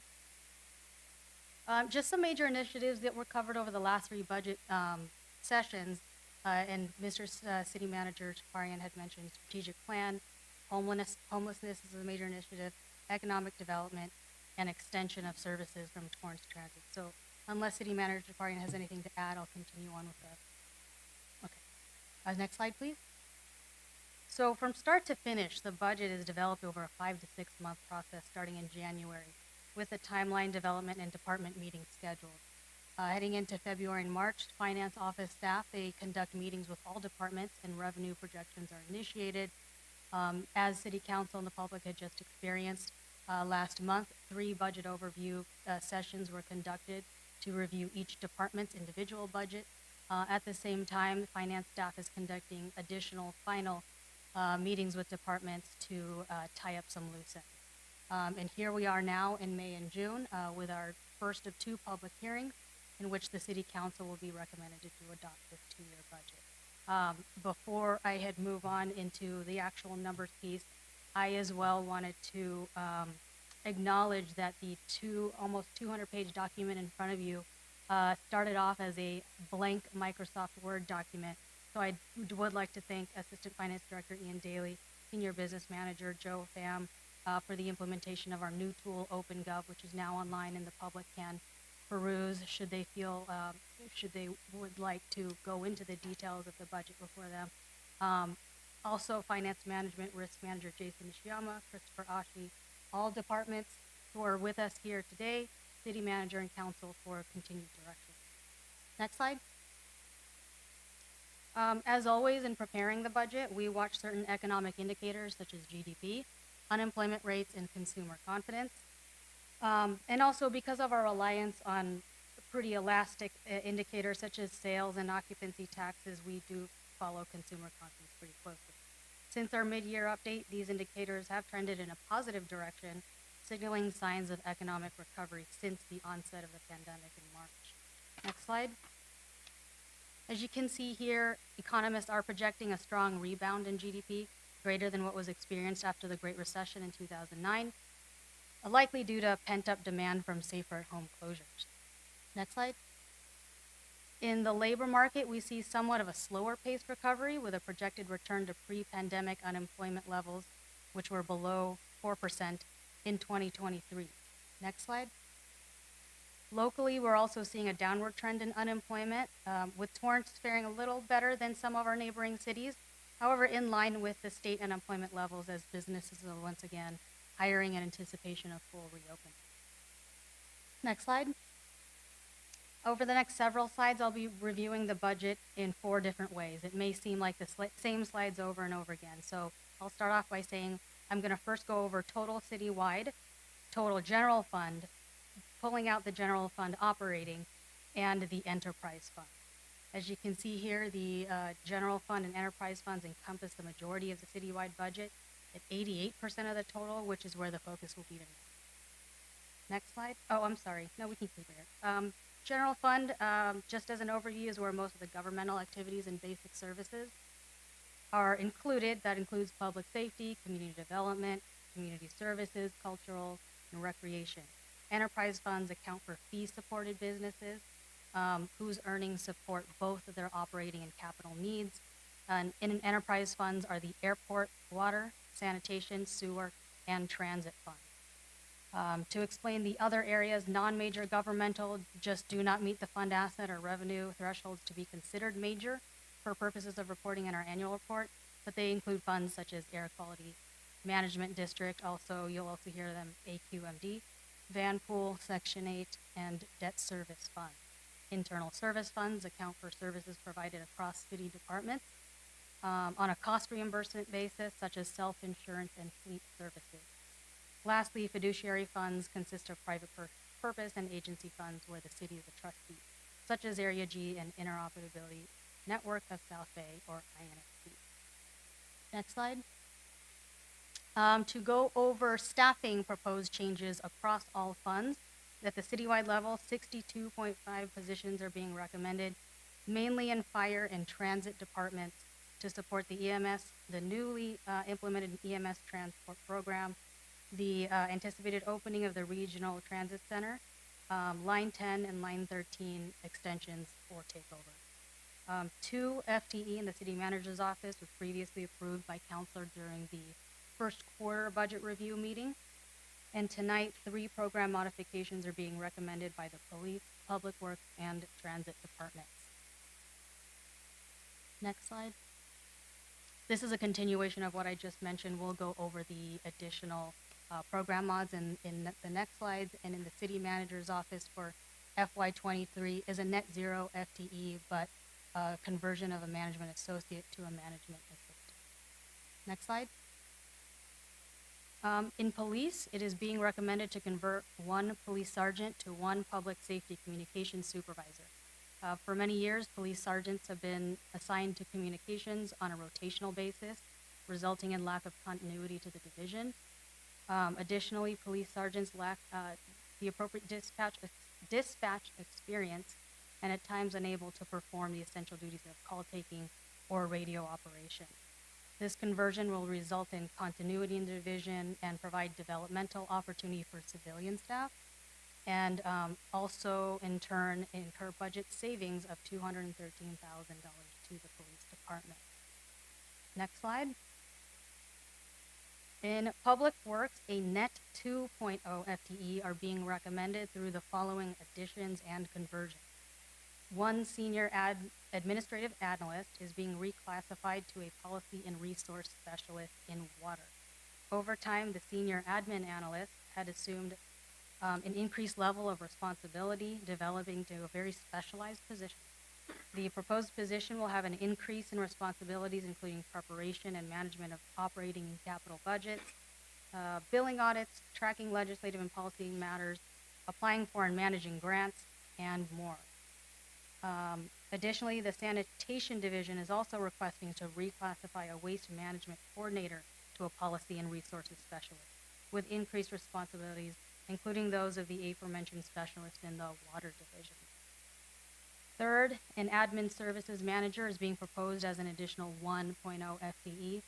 Public Works has 6 divisions, all of whom have a dedicated manager, except for the administrative division. The addition of this position would allow for the supervision and coordination. It's a combination of coordination and administrative.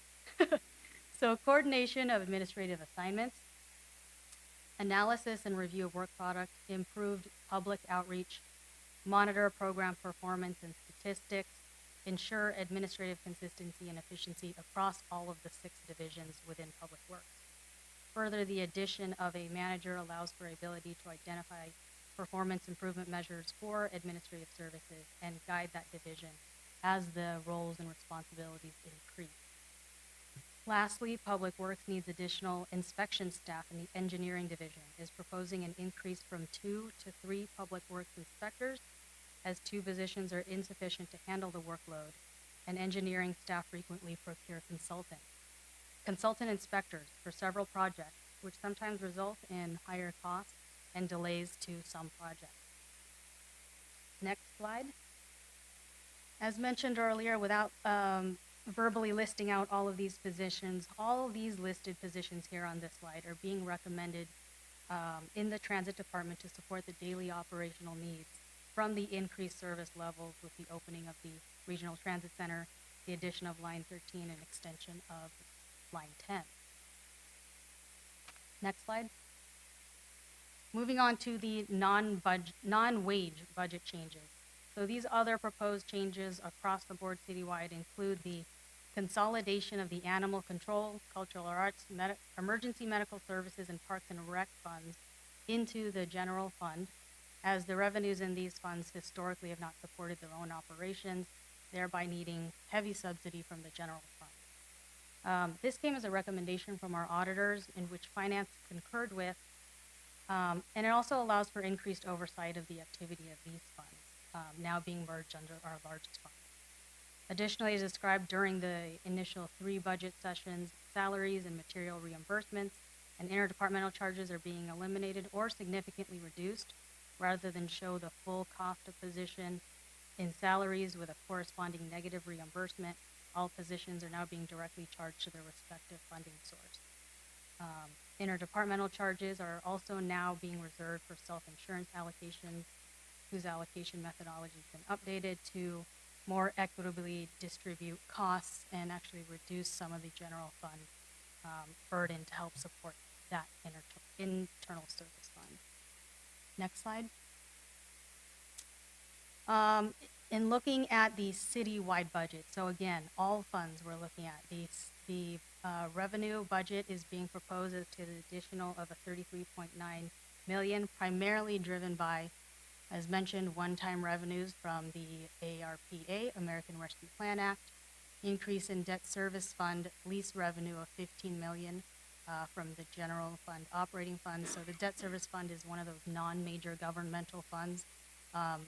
This is also shown as an expense in the general fund salaries and general fund operating transfers out. Increase in the reserve and replacement fund driven by the use of the savings from the 2020 LRBs being set aside for a Section 115 trust.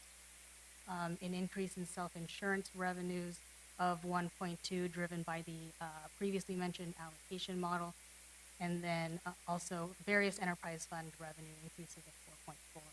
Next slide. On the expenditure side, there's an addition of 12.4 million citywide. Again, increase in debt service fund debt payments. So this is an offset to the revenue that you see in the debt service fund that's coming as a transfer from general fund to that non-major.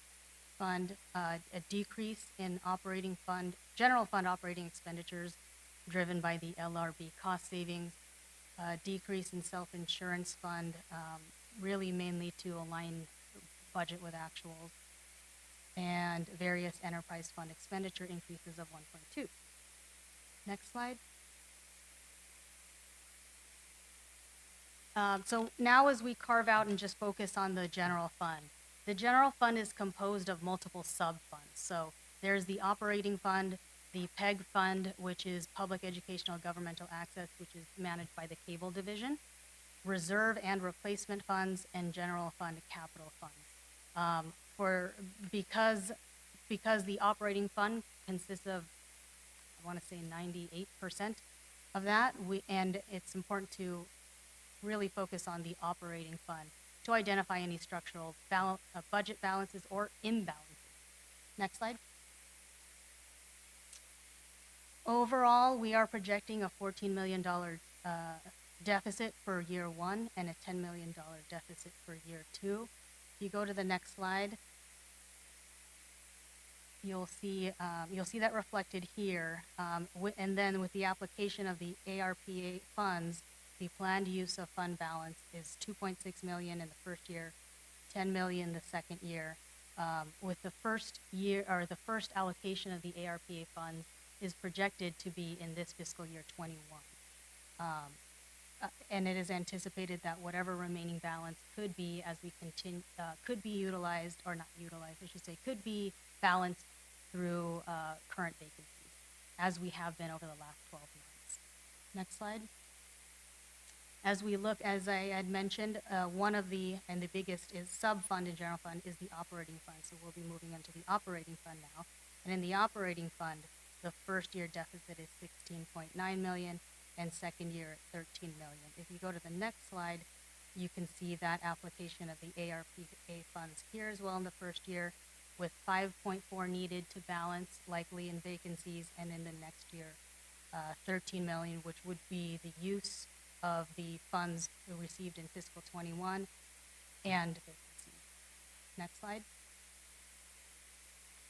As you show in the next slide, the budget structure with these current expenditures are just not sustainable for long-term stability. By fiscal year 2025, the unassigned fund balance is expected to be negative. So over the next 12 months will be very important as we assess additional mitigations or opportunities. Next slide. And this is the 5-year projection I was referring to. So you can see here, after accounting for the capital improvement project as well, the use of fund balance, there is a use of fund balance planned for every year, even with the ARPA fund. Next slide. And in terms of operating fund revenues, the top 3 for the general fund are taxes, charges for services, and operating transfers in. The top taxes being sales tax, property tax, and utility users. Charges for services are mainly from the community development, community services, fire, especially with the new EMS program, and general services. And operating transfers in are primarily from the airport fund. Next slide. And this is just a visual of where the operating fund, general fund operating fund revenues are derived from. Again, 77% from taxes, but other areas of revenues are also licenses, fees, and permits, fines, forfeitures, and penalties, etc. Next slide. Look, here's just really just another visual to show how much of the general fund is represented by taxes, transfers, and charges for services. Next slide. As I'd mentioned earlier, the top 3 tax generators are sales tax, derived from point-of-sale transactions in the LA County pool allocations. Property tax continues to remain strong. I will note, however, that while Torrance has enjoyed a healthy growth of about 4% over the last several years, in the next year, because the CPI that was given to us this year was 1%, we had lowered the revenue growth expectations in property tax just for that first year. And in the second year, we anticipate a CPI of about 2%. And then utility users tax is the 6.5% tax on the usage of utilities like electricity, gas, and water. Next slide. Here's just a list and the breakdown of all taxes. Again, you can see here with the top three. To round out the top five, there are business license tax and occupancy tax. So you can see here that we do show growth. However, the growth was offset by a reduction in occupancy tax, the budget there, to reflect more of what we had experienced last year, which was a larger reduction in growth and a larger reduction in revenues than we anticipated last year. Next slide.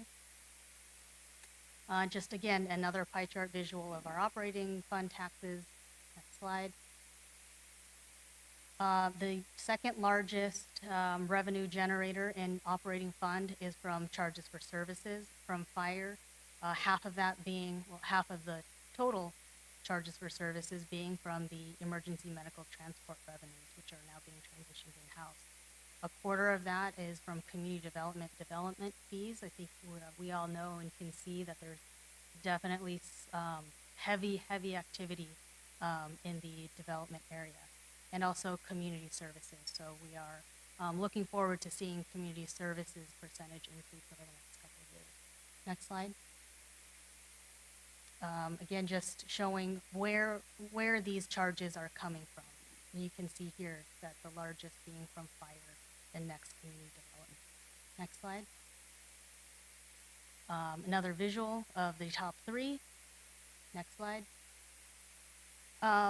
We also wanted to include a slide of community events that are included in the non-departmental line item. As you can see here, these amounts listed for Sister City, Armed Forces Day, the Rose Float, 4th of July, etc. These amounts have not changed from the previous year and continue to be recommended to be funded in the next 2 years. Next slide.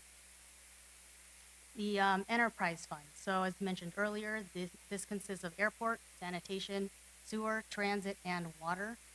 And again, their fees are the charges that they, the charges for their services support their operations forward. Next slide. There really isn't, I will say for the enterprise funds, aren't any major changes. I will say I could use a status quo over the next 2-year period. What is notable is that in the sanitation and sewer funds, Council had previously approved a series of annual rate increases, and that'll continue to happen through at least December this year. So sewer is going through their rate study right now, and we'll be back to City Council with hearings for those increases, if any. And same with the water fund, but the water fund increases go through to 2022. And again, the increases in transit funds service levels will increase overall operations by 15%. Next slide. So total total city enterprise fund budget is 115.7 million for fiscal 22 and 116 for fiscal 23. So as I'd mentioned, pretty minimal increase. Next slide. Here's the breakdown, as I'd mentioned earlier, with water being the largest, transit being the second. Next slide. Here's a summary of the list of, by department, of the 5-year capital improvement plan. We won't be going into the detail of each project. That is included in the book as one of the last tabs. And again, we had reviewed these projects over the last 3 budget sessions in April. Next slide. Also included in tonight's item is the investment policy, which is to be approved by council annually.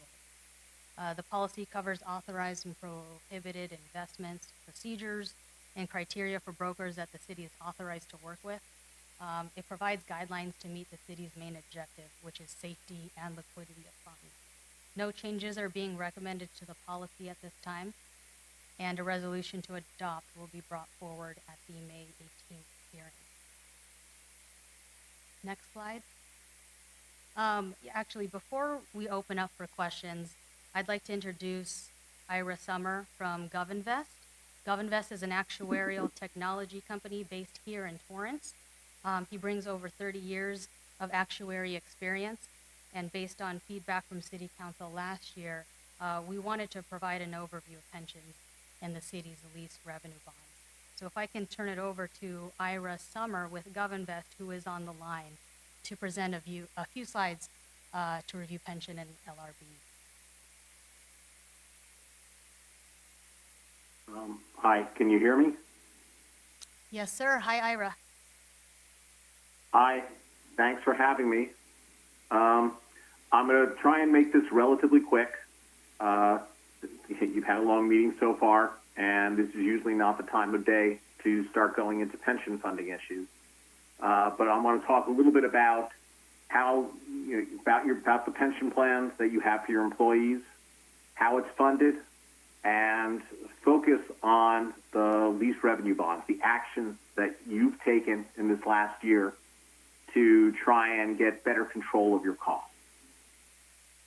So next slide, and the slide after. So starting with some basic pension information.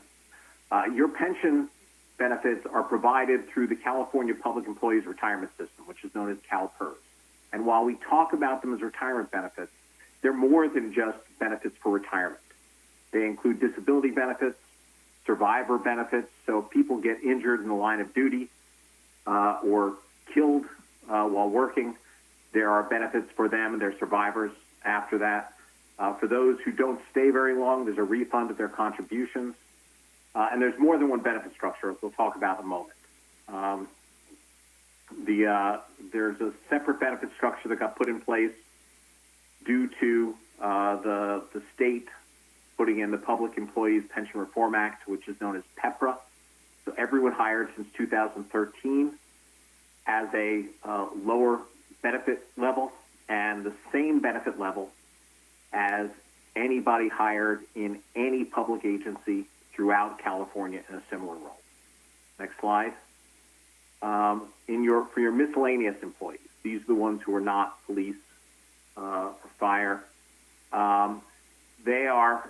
They have, for those hired before 2010, they're in a benefit structure known as 2F55, which basically means that the benefit they get paid is 2% of their pay, final pay, for each year that they work if they retire at age 55. For those who retire after 55, it's a little more. For those who retire before 55, it's a little less. There's a similar benefit structure for those who were hired between 2010 and 2012.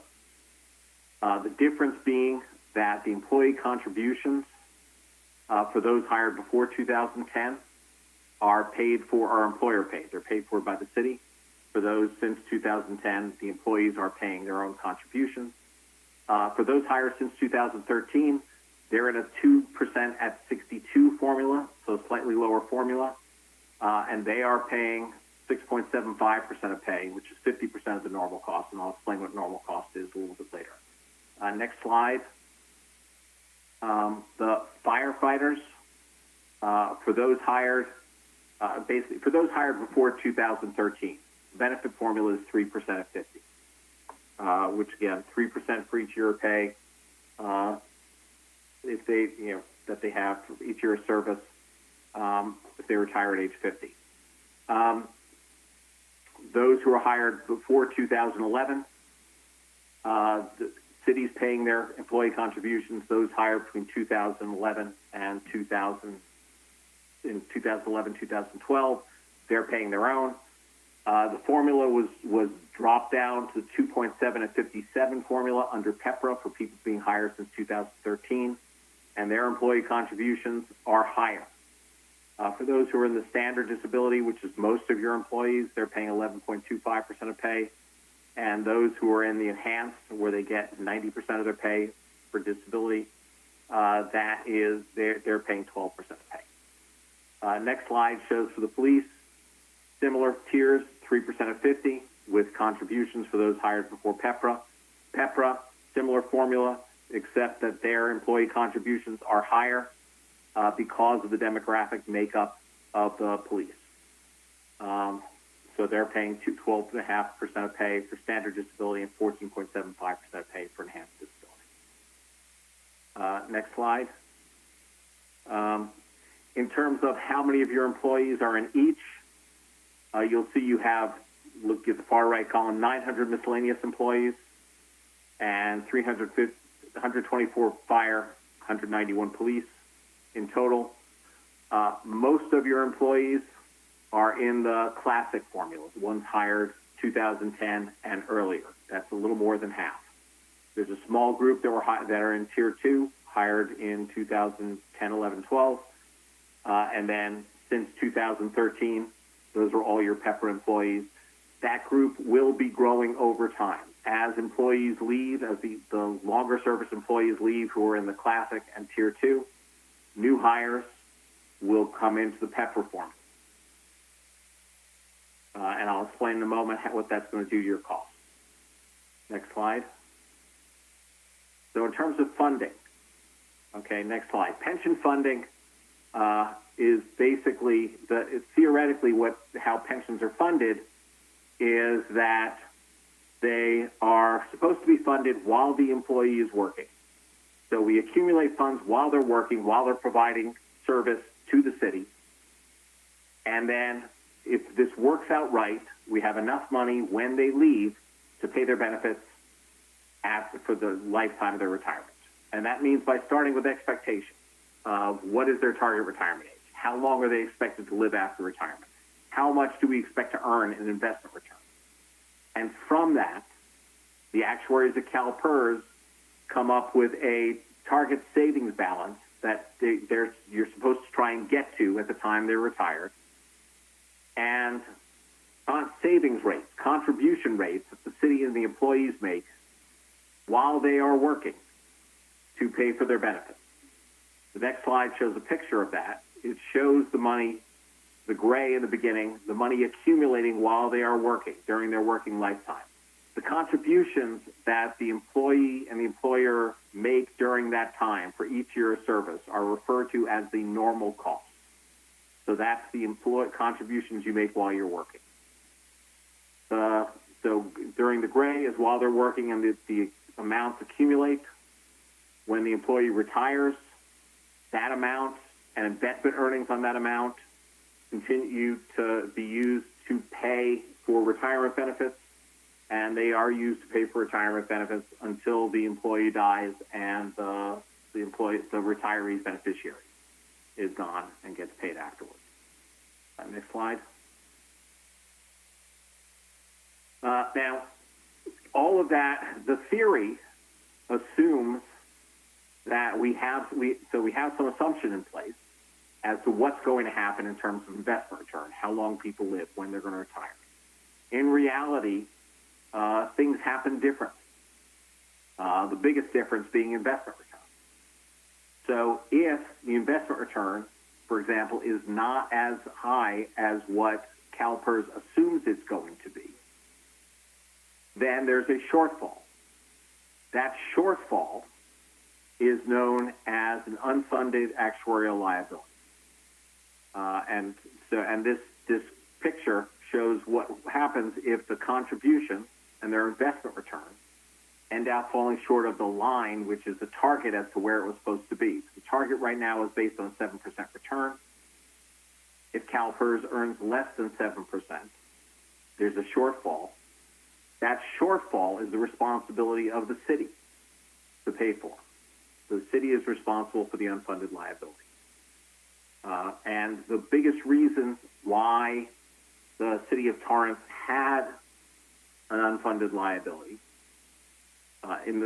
up through the most recent actuarial evaluation, which was as of June 30, 2019, the biggest reasons for that were because CalPERS, first, they fell short of hitting their investment return target on average over time, over the last couple decades. That's the biggest reason. Second biggest reason is the assumed rate of return over time has slowly been lowered. So CalPERS has lowered the funding target from what was as high as 8.75% down to the current rate, which is 7%. and the less money that CalPERS assumes comes from investment returns, the more money needs to come from the city's contributions and the contributions of the employees, plan members. Next slide.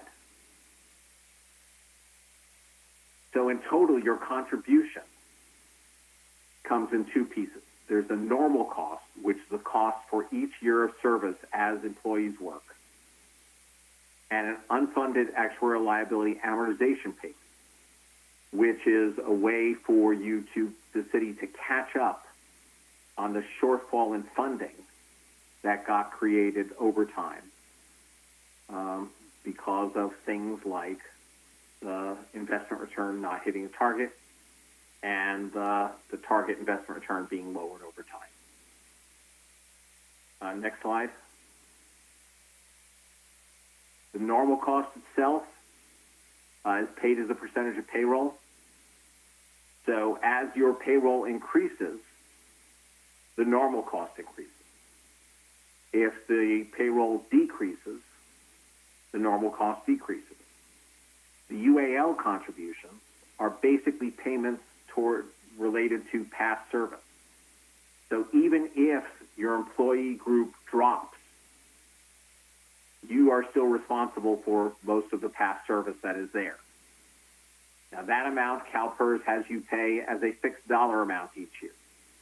So that's a fixed responsibility that gets adjusted and fine-tuned every year over time. Next slide. I mentioned before, over time, your workforce is going to shift from being mostly classic employees to mostly PEPRA employees. And PEPRA employees get a smaller benefit, and they're generally making bigger contributions.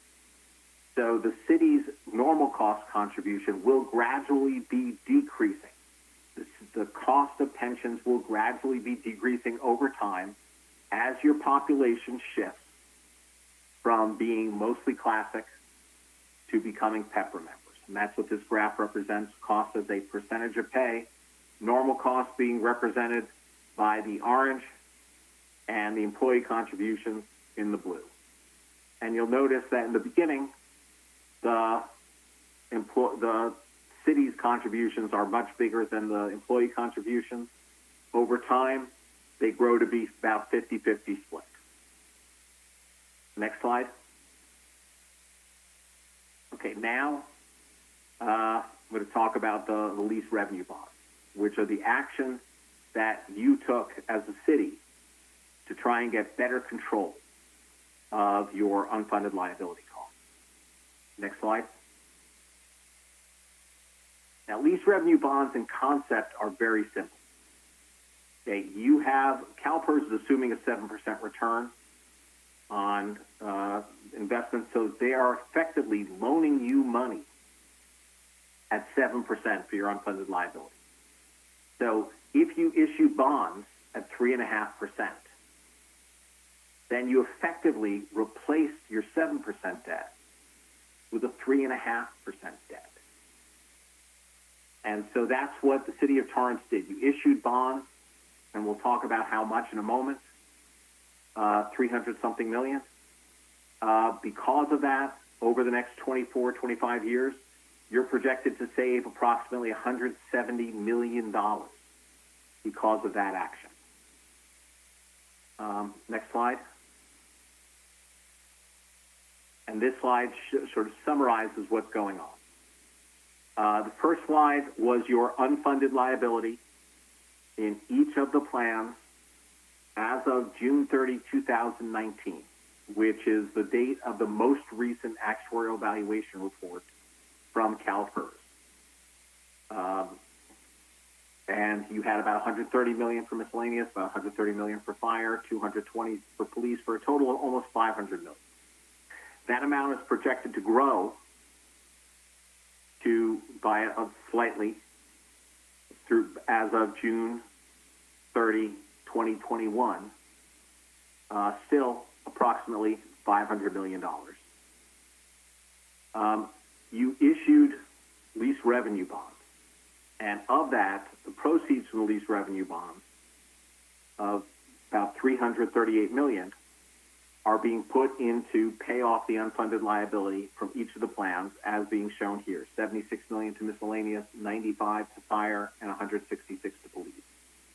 So that your projected unfunded liability as of June 30, 2021 is now projected to be a total of about $140 million. That $140 million is all based on the June 30, 2019 data and valuation.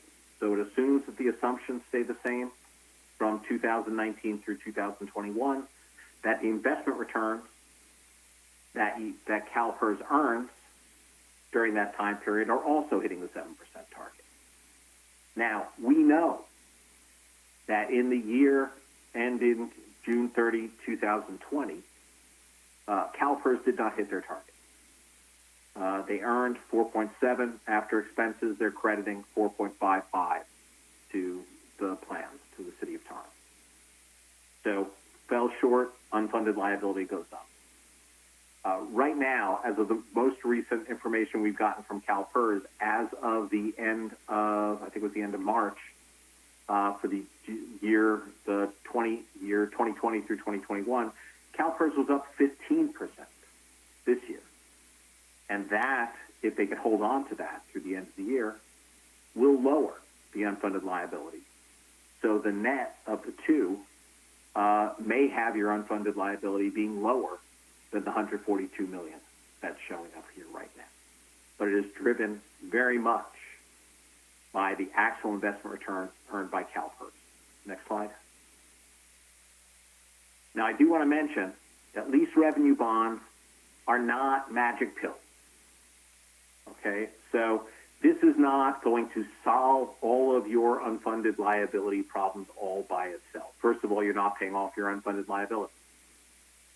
Second of all, paying off your unfunded liability does not mean that you will never have an unfunded liability in the future. A lot of people think of this similar to a mortgage, and they know that if they pay off the mortgage on their house and they don't have another mortgage, they don't have to make mortgage payments. But that's not what happens with pension plans. Things outside of your control created the unfunded liability, and things outside your control may create unfunded liabilities in the future. Sometimes things go well, like they are this year with a 15% return, and you end up getting ahead of target. But there are a lot of things that could cause the unfunded liability to grow again and get a new one to be created. Things like investment losses where they don't hit the target, or assumption changes. And CalPERS is currently looking at whether they think they can sustain a 7% return each year into the future. If they do not believe they can do that, they are likely to lower their investment return assumption. And as I mentioned before, the less money that you get from investment return, or they expect to get from investment return, the more money that needs to come from the city and the employees. These lease revenue bonds, I think, were a very good decision, given the timing and what you were able to get, the rate at which you were able to issue the bonds. But they are just one tool to be used with a lot of other tools to control your unfunded liability as part of a process, meaning that in the future, you making additional contributions, putting money aside in a 115 trust to give you a buffer for when things don't go well, and creating a policy, having a policy in place to deal with your remaining unfunded liability and any future unfunded liabilities as they occur. Next slide. Now, lease revenue bonds are not without risk. The savings that you get drop. Now, as we mentioned before, you were projected to get $172 million in savings by issuing $330 million in the bonds. That assumes that CalPERS hits their 7% investment return target each year during the life of the bonds. In the short term, your savings are locked in based on the structure of the bonds and the rate that you got. Over the long term, the amount of savings that you actually achieve will depend on what CalPERS earns on their and their investment. So as the investment return drops, your savings will go down also. Next slide. Now, one of the things that your finance team and your financial advice your financial advisor is when you give CalPERS extra money, you tell CalPERS which of your amortization bases, which source of loss you want to pay off. And your financial advisors picked all the ones that were charging you extra and left in there some credits. So what that means is that you have a buffer in there to protect you against some downside in investment returns by CalPERS. And in fact, you are targeted, if they hit the 7% return, to get to 100% funding before you take advantage of all the negative credits, if CalPERS hits all their targets and doesn't change assumptions. But if they have investment losses, bad years in the market, or CalPERS lowers their assumed rate of investment return, which they're again likely to do at their meetings later this year for the year valuations beginning in 2021, then you have a buffer built in right now to protect you somewhat against that downside while still achieving close to the same savings that you're targeting. Next slide. Okay, that's my portion of this. Are there any questions? I really have an idea that we've been here almost 2.5 hours. We'll take a 5-minute break to allow my colleagues to formulate some questions for Ira and for Sheila, and we'll return then.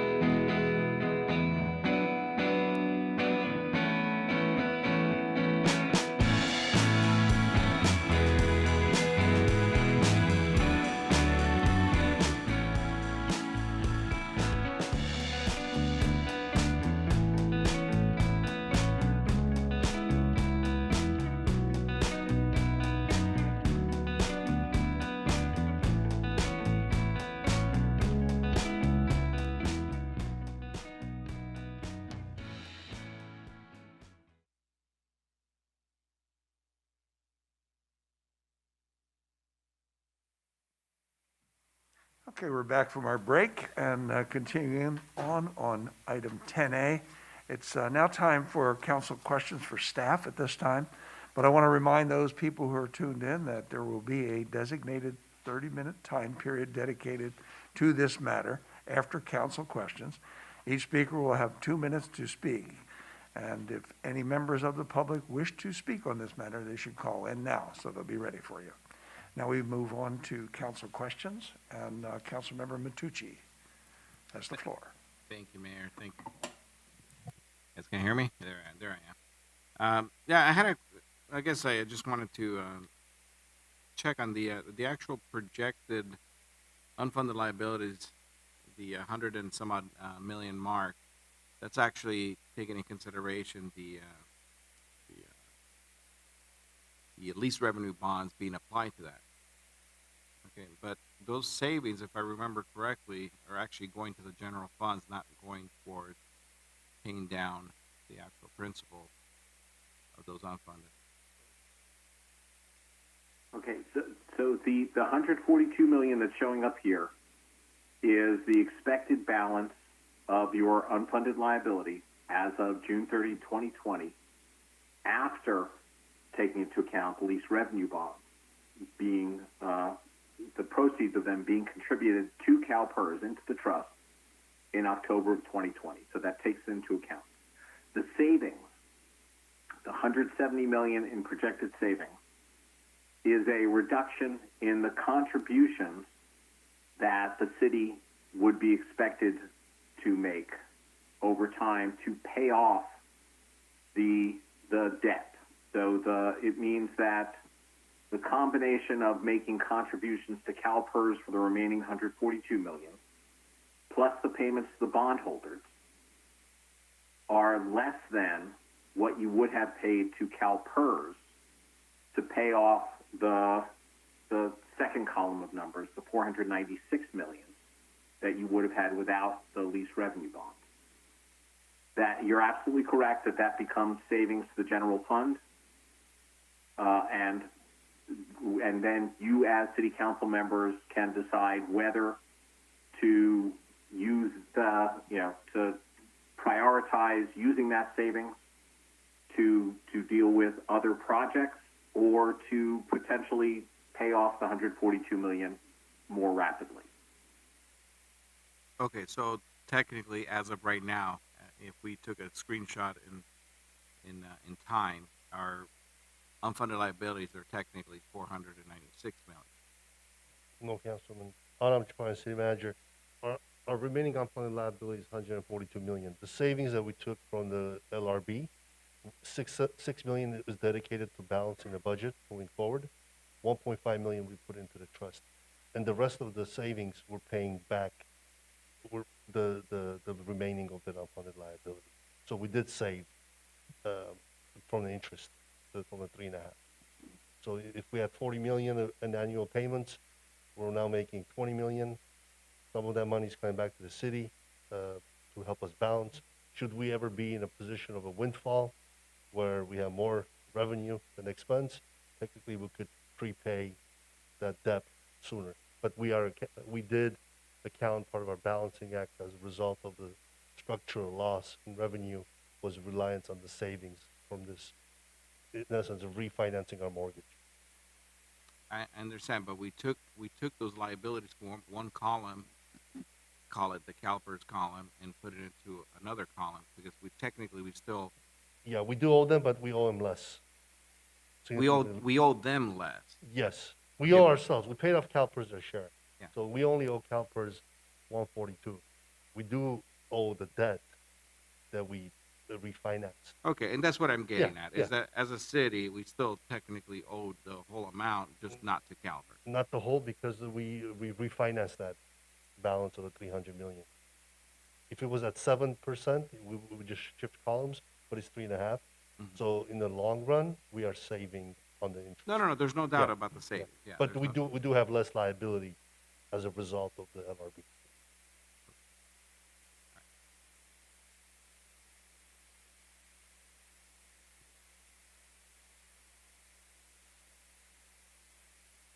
No, I understand, but I'm just saying that I don't want to use the word deceptive, but in a way, the public looks at it as, oh, we only owe 142 million, but the article in the Daily Breeze showed that we were at 480 million. I'm not just quoting numbers that are coming in my head. So it's, oh wow, they paid off so much. Well, technically we paid it down, but technically we still owe that money, even though it might be a lesser amount. And there are cost savings. That's why, I wasn't in favor of it, because of the cost savings.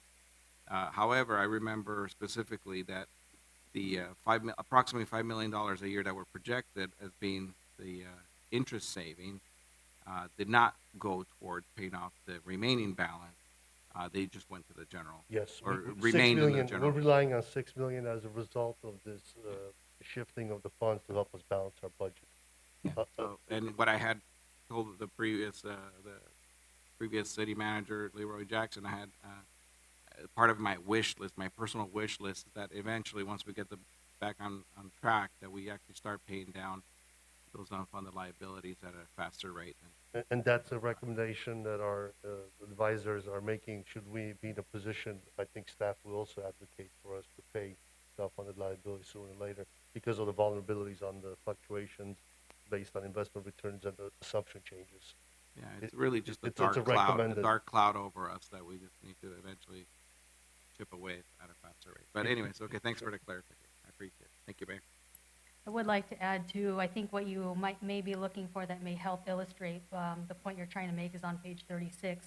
So it shows a breakdown of PERS costs, debt costs in the second row, and kind of now what the split up is between PERS and debt, but the total is still about 56 million a year. But now it's shown to split up. I'd also like to note though that you'll see in the savings, the annual savings, are reflected as reductions in the salary budgets across all departments. The largest you'll see in PD, I believe, about 3 million reduction in salary due to the UAL pay down.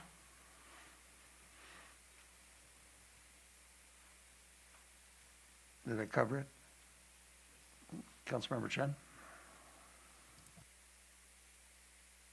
Thank you, Mayor. First, I have to make an admission. I haven't read through the book yet, so some of my questions could be already in there. But I'll start from the back, the lease revenue bonds.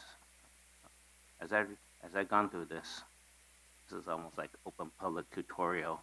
Could be a little embarrassing, but CalPERS performance really dictates how much a city is liable. That was the bottom line I think I got. But CalPERS has no penalty when they don't meet their performance. So basically, they're totally in control. So we're just at the mercy of CalPERS, whatever they decide to invest into. Okay. I think I understand the rest of it. Now I'm going to go through the first part. If you don't mind, page 5 in the handout.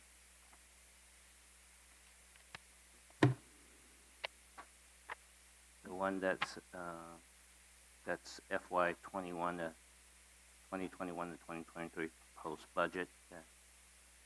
This is just me. I'm looking at the plus 62.53 heads, FTEs. Is the summation of 62.53 should have been added up by the 2 pages? I guess I couldn't add it up in my head quick enough. I did not add up to 62.53 if I added, the city manager, fire, police, transit. The 62.53 is the sum of the FTE in the slide you're referring to, and then the second slide that's on page 6 of your handout. Plus, in that bullet that says remainder adjustments to align budget with actuals, that's about 12 positions there. So okay. I did not add the remainder. Okay, that's the wild card. Because the detail is in the book, but it's 12 plus 12 on the remainder, which aren't additional headcount, just again aligning with current incumbents. Okay, that's good. I mean, like I said, I didn't look through the book yet. I mean, every time you throw a number, the first thing I do is, does it add up? Mm-hmm. Let's see if I could go to page think on the bottom it's page 10. So it says projecting a 14 million deficit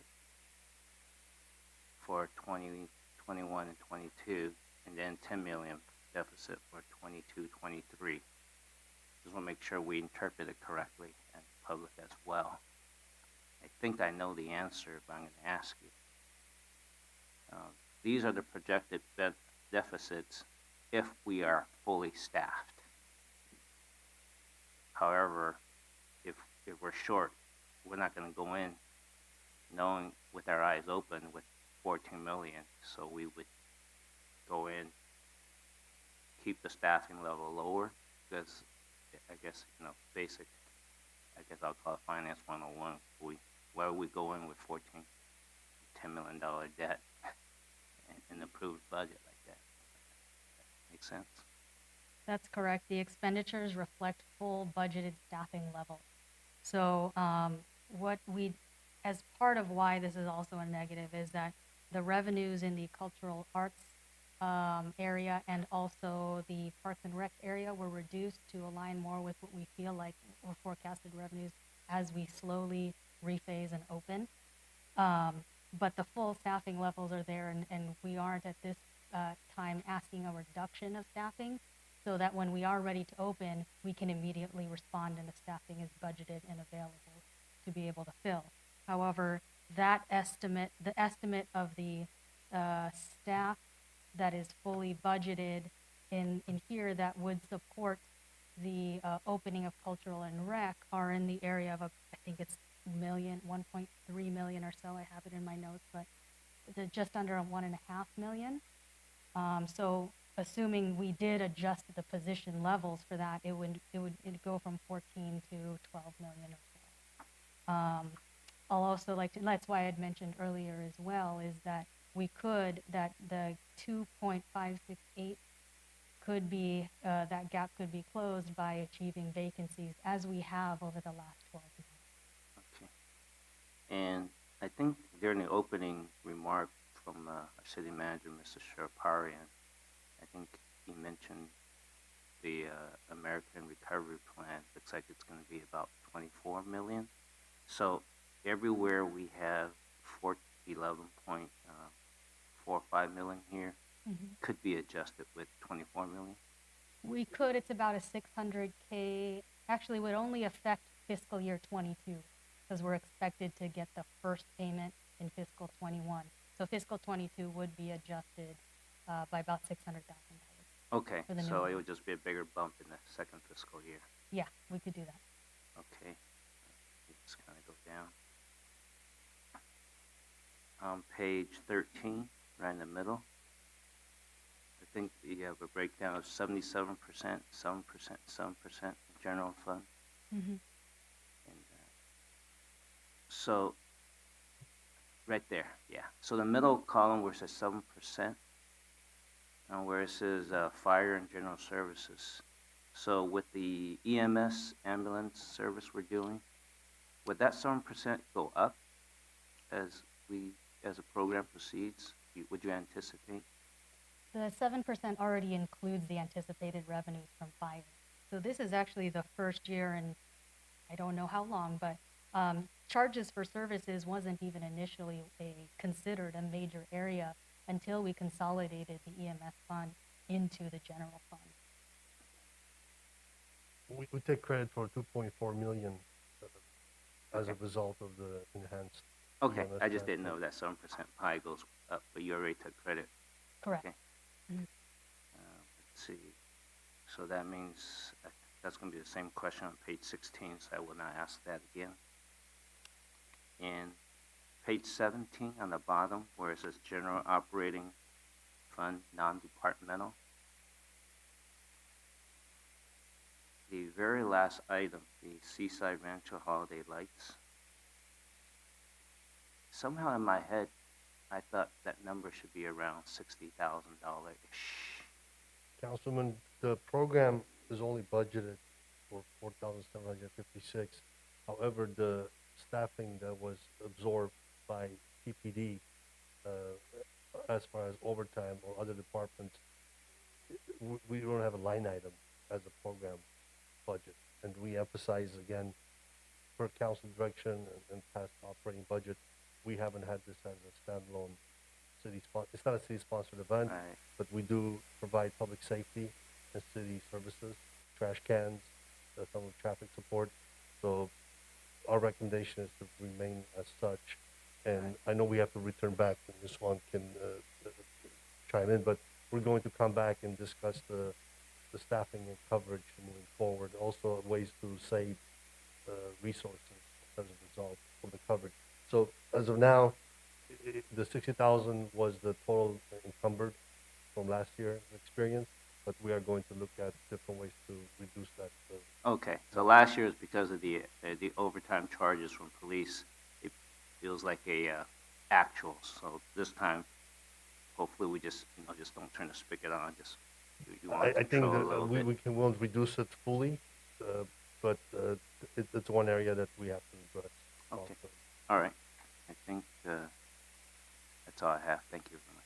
And, Councilman, while we are on this slide, I'd like to add that there is also 74,000 that's allocated under the general services budget for TOCA, the Torrance Cultural Arts Foundation, not in non-departmental, in case anyone had that question.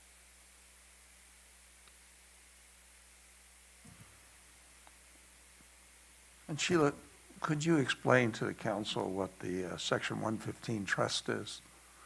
The Section 115 trust is essentially a trust fund that allows us to set aside money in which, almost similar to CalPERS, in which they are allowed to invest our funds in other types of investments that the city legally is not allowed to due to our limitations in minimizing the risk. So the city's investments are I guess I should say they are guided by the investment policy that's attached to this item. And because the priority is safety and liquidity, for the most part, we put them investments in LAIF, government-backed bonds, which yield pretty low percentages. The Section 115 trust gives a greater flexibility in investment, which could be some risk, but I should say historically, as we've monitored these types of 115s over the last couple of years, the investment returns have been much greater than what the city can invest in. So as we set money aside in there, earn greater returns, we can use those towards years in which the unfunded liability could fluctuate up and down to set the city up to be able to prepare ourselves for that should CalPERS change their assumptions to a lower discount rate. And the reason I asked that is because and I was involved when we first put money into the 115 trust, and it was explained to us pretty well, but we have council members who are not here.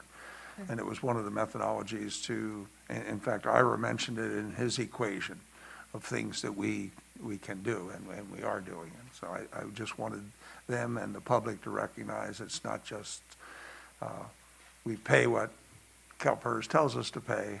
Obviously, we have to pay what we're due to pay, but there's also this other method that we can do to like a safety net for us. Correct. And there's liquidity.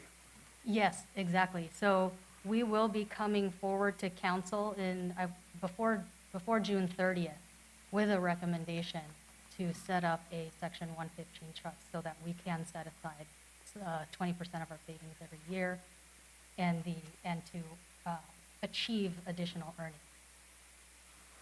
Right. It also helps us with the CalPERS rate increases as a rainy day fund to limit any exposure to our general fund. Yeah, it's a Once little the extra amount money that we have, so if they raise it and we have $1 million or $2 million, so it doesn't impact our general fund, and we're ready for it. If there's no other questions from the council, I see nobody's clicked in, we'll go to the call center.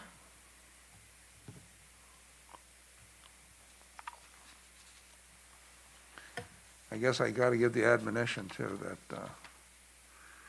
The hotline is now open. That's 310-618-2404. City Council Rules of Order, Section 6.4E provides that speakers can only speak once. Any speaker that attempts to speak a second time on any item or this specific item will be disconnected. And if there are no speakers waiting before the 30-minute period has elapsed, we'll close the public comment portion of the hearing. And again, each person gets 2 minutes.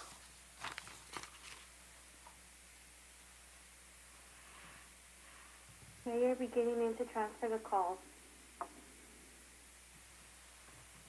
Pork Chop, you are now unmuted. Your 2 minutes starts now. Hello, everyone. So, Mr. Furry, instead of memorizing my name, you should have... Do you have a question on this agenda item, sir? Your intelligence Do you have a question on this agenda item, sir? As a frog's bottom. Mr. Anyway, Turda, do you have a question? You are talking about this lease revenue bonds, and then why is it just $350 million? Why don't you refinance the whole $495 million? When I refinanced my house, I refinanced the whole amount.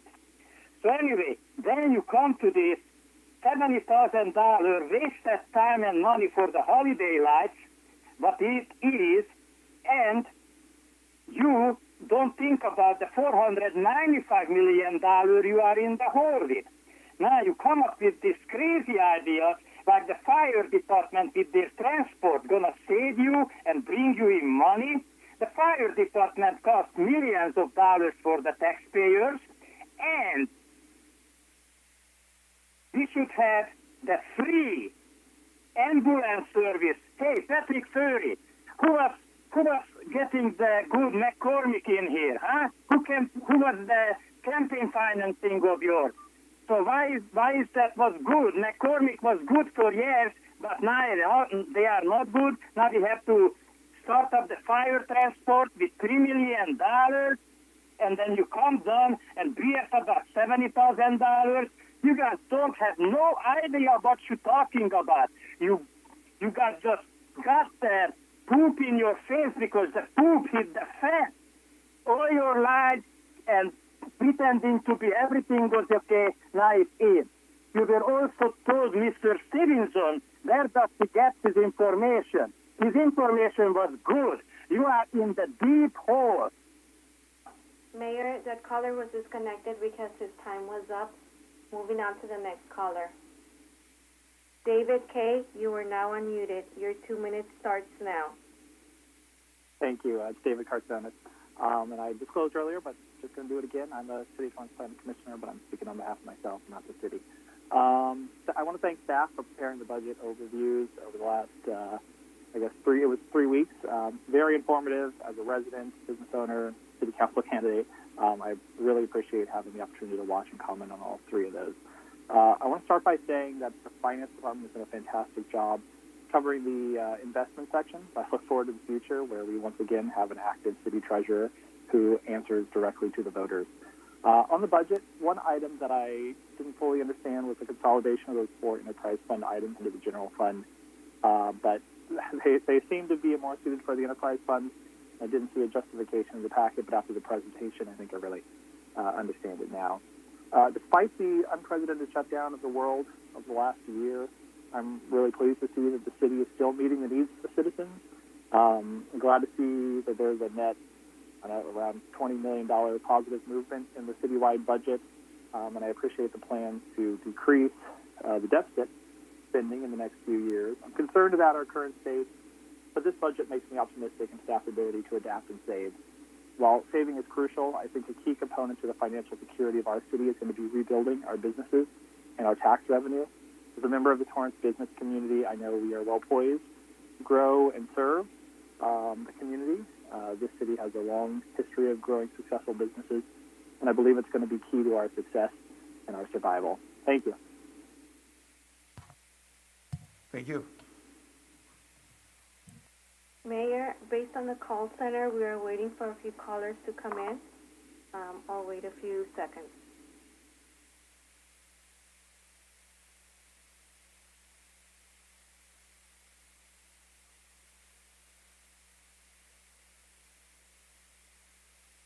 Okay, Mayor, apparently there aren't any more callers, and this concludes the hearing.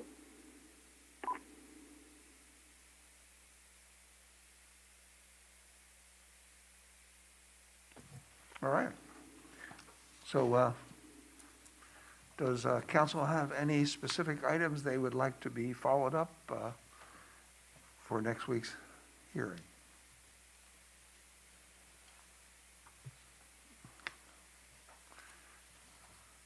I see none, so I'll take a motion to close the public hearing and hold a second hearing on Tuesday, May 18th, next Tuesday, as part of the regular scheduled city council meeting. Mayor, I move to close the public hearing. I second.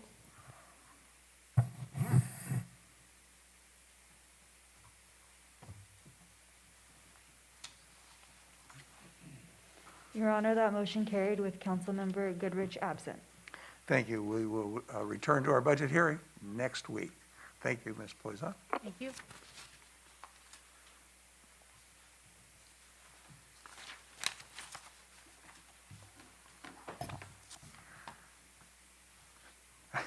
I'm looking at my watch and looking at the clock, and it's time for now moving on to the consent calendar.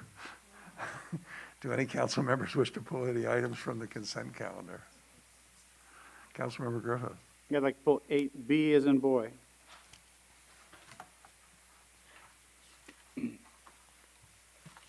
Anyone else? Seeing none, I'll take a motion to approve the remainder of the consent calendar.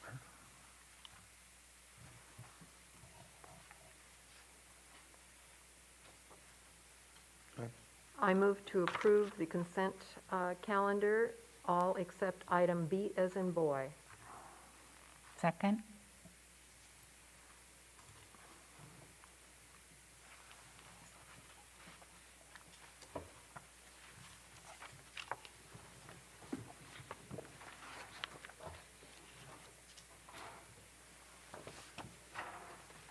Your Honor, that motion carried with Councilmember Goodrich absent. Thank you. Then we'll address item 8B from Finance to accept and file an investment report for the month of March 2021. Councilmember Griffith. Yes, thank you, Mayor. I just had I think it's just a correction that needs to be made on page 7 at the top. There's a cash activity balances projected over the next 6 months. The last line item there, it says net cash inflows, and I really believe that that should be the cash balance after 6 months, as opposed to net cash inflow. I don't know if anybody has any ability to double check for me. Yes, good evening, Mayor, council members, Chris Oshie with Finance. Yes, Councilman Griffiths, that is a typo. You're definitely right, so I'll go ahead, we'll go ahead and correct that. Great, thank you so much, appreciate that. I have no other comments or questions. Anybody else have any questions, comments? No? Take a motion. I move to approve item 8B. Concur with the staff recommendation. I second.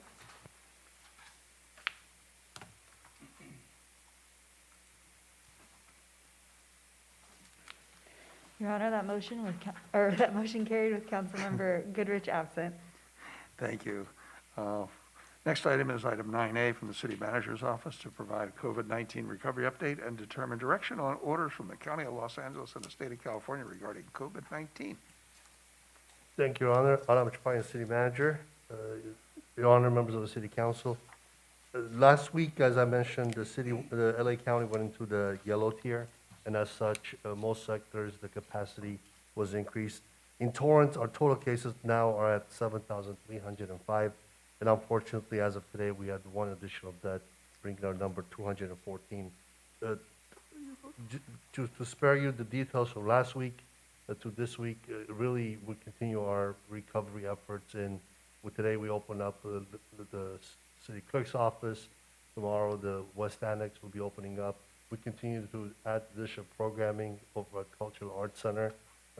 We are working through community partners. There's the CDC as well as the expansion of vaccination to from 12 to 16-year-old group through the school district. There'll be additional information coming through.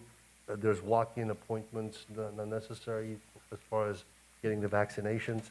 So with that, again, we continue to expand and open day by day. I know there's some follow-up items that came up last week, which will return to council as far as we're going through the current regulatory framework to determine commissions returning to in-person meetings, since there's a distinction between public essential business and the definition of elected versus public. So we'll come back to you. I don't have that specifics today, but we are aware and we're working along those lines. With that, myself, Ms. Swan, Fire Chief, are available for any questions that you may have. Thank you. Thank you. Councilmember Griffith has a question. Yeah, thank you. It's not really a question, just a comment. I don't know if anyone noticed yesterday, but in the daily statistics that we get on cases and deaths, we had a unique situation that I don't think we've seen in over a year, where we had 0 deaths and 0 cases.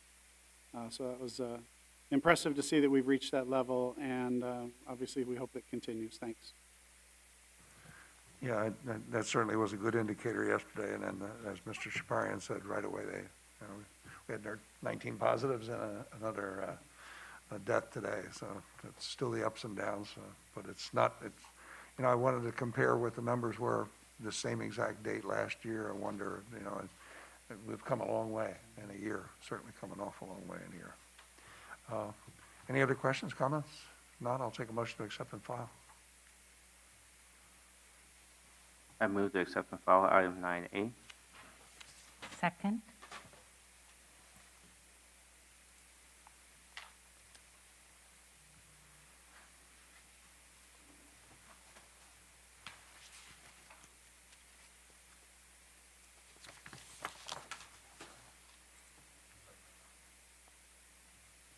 Your Honor, that motion carried with Councilmember Goodrich absent.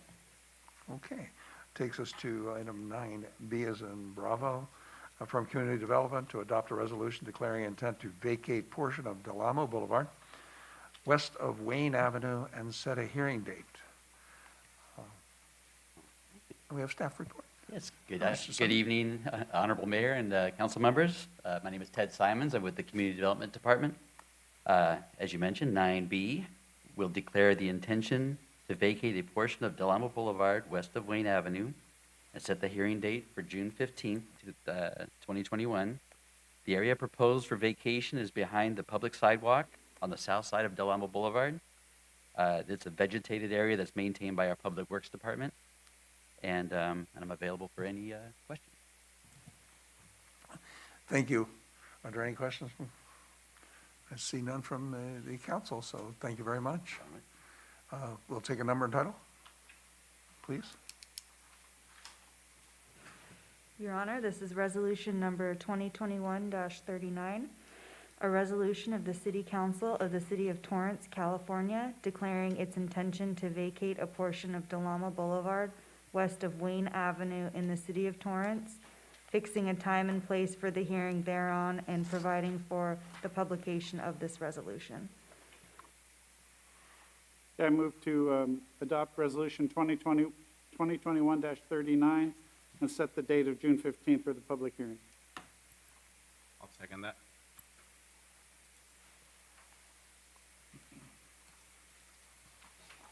Your Honor, that motion carried with Councilmember Goodrich absent. Thank you. Next item on the agenda is item 9C from Community Services to provide direction regarding potential 2021 Independence Day special events. Good evening, Honorable Mayor. To be determined. Good evening, Honorable Mayor, members of City Council, John LaRock, Community Services Department. Tonight's report is a follow-up to the item we presented to you at your May 4th meeting regarding options for the July 4th Independence Day holiday. Following your May 4th discussion, staff received information requests from your honorable body regarding both the current fireworks agreement as well as aerial drone show technology. As noted in tonight's report, the current fireworks vendor, Pyro Spectaculars, has agreed to delay the go, no-go on a 2021 show, pending the council's direction at tonight's meeting. The fireworks pricing as per agreement is not available to reduction. With regards to aerial drone shows, as noted on the report and in the supplemental, the parameters, pricing, and process of drone shows are varied. Indications are that the city might have enough lead time to coordinate a drone show, but the drone vendors might not have enough time for scheduling and logistics. Additionally, the city's risk management office has noted that insurance to cover a drone show would need to be sourced and may not be in place by July 4th. Given the time remaining before July, it is the recommendation of staff that the City Council consider whether or not to hold a fireworks display on July 4th at the Civic Center, and if held, whether to allow spectators on site. Included in the supplemental as well is the applicable LA County Health Order, which currently limits organized outdoor gatherings to 67% of a venue capacity, provided that the city is able to screen all attendees for either proof of vaccination or a recent negative COVID-19 test. Aside from direction on the 2021 event, staff would endeavor to research and obtain standardized drone show scope and costing so that the City Council may consider drones as an option for the 2022 and beyond holidays. That concludes our report. I'm available for any questions. Thank you. Thank you, Mr. LaRock. Councilmember Matucci has a question or comment. Thank you, Mayor. I've expressed my feelings about this, not because I love the 4th of July. I love fireworks. That's great. I think as a city, we're in a situation now that we have to really tighten our belt and prioritize. And I feel like whatever it might be, $45,000, $50,000, if we did go down that route, it's money that we could easily use for other stuff, such as, buying tiny homes for the homeless, for instance. I mean, I consider that a major priority. And looking at the budget tonight as well, it doesn't seem like, we can be doing a lot of this stuff right now. And also with with COVID, I mean, we talked about, possibly checking to see if people are vaccinated and, having to deal with this, in a completely different way that we did in the past. I'm not going to be supporting spending any money on fireworks this year. We can do a fabulous show next year. Let's talk about priorities, and I think right now we need to really put the money into something a little bit more fruitful for the general public than a fireworks. So that's my position. Thank you. Anybody else? Councilmember Griffiths. Yes, thank you, Mayor. We just had a long discussion about budget. Fireworks is included in the current budget, already funded, is that correct? It's $45,000 in the current budget, which does cover the cost of the firework vending contract, as well as the personnel. We estimate it covers the personnel required from Public Works, the Police Department, Community Services, provided at this point we don't have an invited audience at the Civic Center because of the labor force to both control crowds and do all the checking for either vaccination proof or a recent test. That would be quite a labor force. Great. No, I realize putting public onto the sports field would be a significant effort of staff and resources. So I'm going to stick with my recommendation that I had suggested last week, that we need to do something good for our public. It's been too long that we've had any kind of fun things happening. This is already budgeted for. I'd like to see the fireworks go with no public allowed on city properties, and minimize the expense that way. And that would be my recommendation. Thank you. Councilmember Chen. Thank you, Mayor. My question is sort of related to Councilman Griffith's question. If we spent $45K and did it at the city only and no public, where would the public, we can imagine where the public will go, right? And we would just be uncontrolled then. Does that sound about right? Obviously, there would be advertising for a fireworks show at the Civic Center. With a hardened perimeter around the Civic Center site, it is very likely the crowd could mass at all areas around the Civic Center. That, coupled with 2 Redondo Beach shows, both at the waterfront, which are also going to be a labor for the police department, particularly, to maintain public safety at that area of Torrance. It could present challenges, but we would certainly be, in our advertising, encouraging the public to enjoy the fireworks from a safe distance at their homes preferably, or in a socially distanced manner at various open spaces throughout the city, like our park. Right. I guess my question is sort of like when I was asking about the holiday lights show. I mean, public just decides they want better a view of the fireworks, then we almost have no choice. If we want for public safety, the police officers have to go there and just make sure the public is safe. At that point, we're just going to bear whatever the cost is, so that the risk of public safety is preserved. Does that sound about right? I don't want to exaggerate and make it doom and gloom. Madam City Manager, we will encourage, as Mr. LaRock said, the public to watch from the comfort of where they can achieve that view, which may mean elevated parking structures, some higher elevated buildings, or places along the city where you have viewpoint of Civic Center.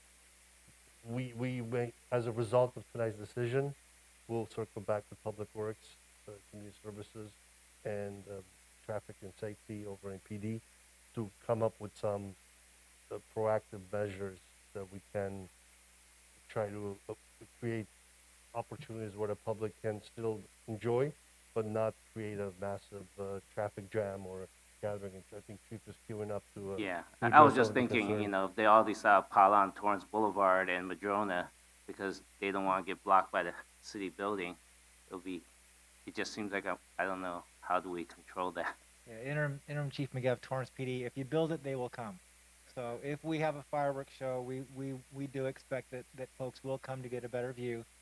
Currently, our traffic division is putting together an operations plan, both for a deployment of police personnel down at the beach during the daytime and the evening for the fireworks shows being put on by Redondo Beach.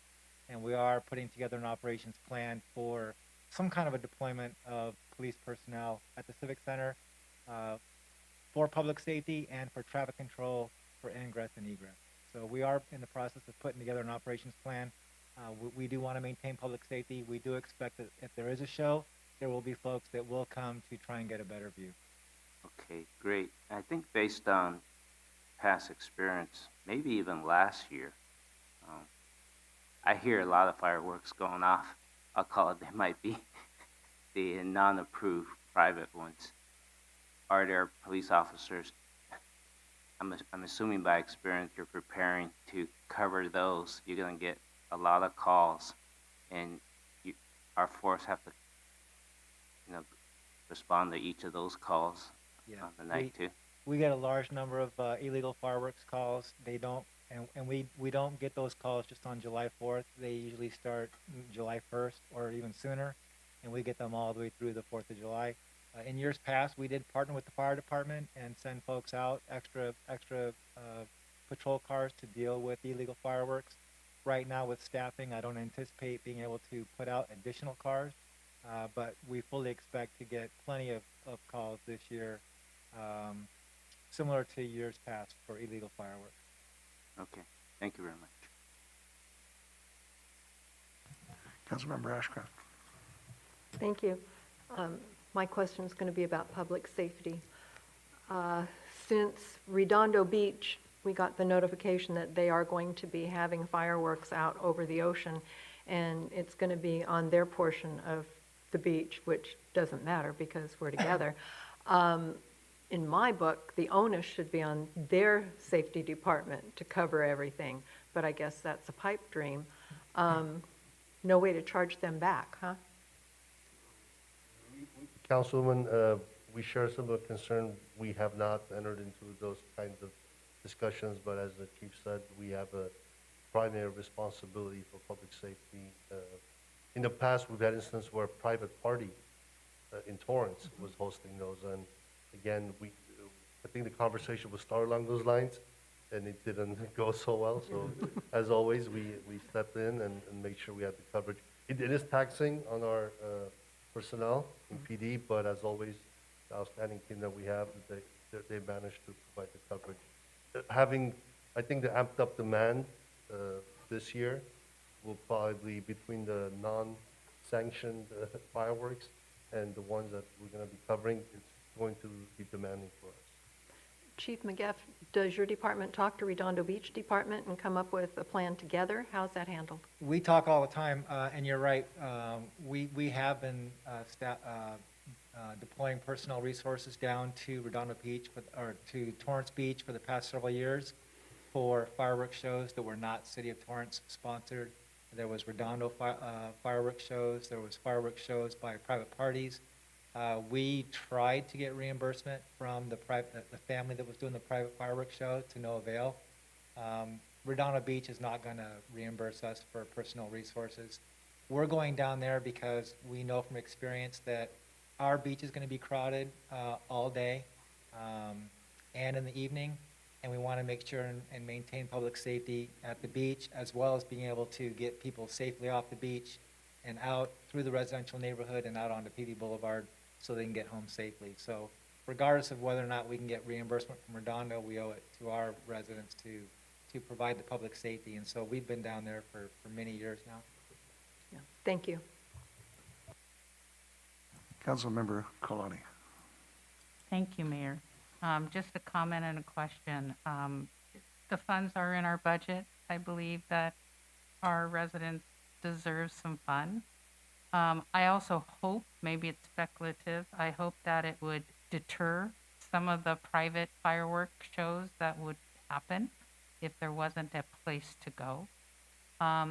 My question was, the illegal fireworks, they're happening now all the time. Is it happening in one area more than another? Do we know? Is it mostly on the east side of the city? Interim Chief McGeff, I'm not aware right now of illegal fireworks calls for service. I hear them at my house all the time. As far as in the city of Torrance, I would hazard a guess that there is no trend on where in the city they're coming from. It's all over the city.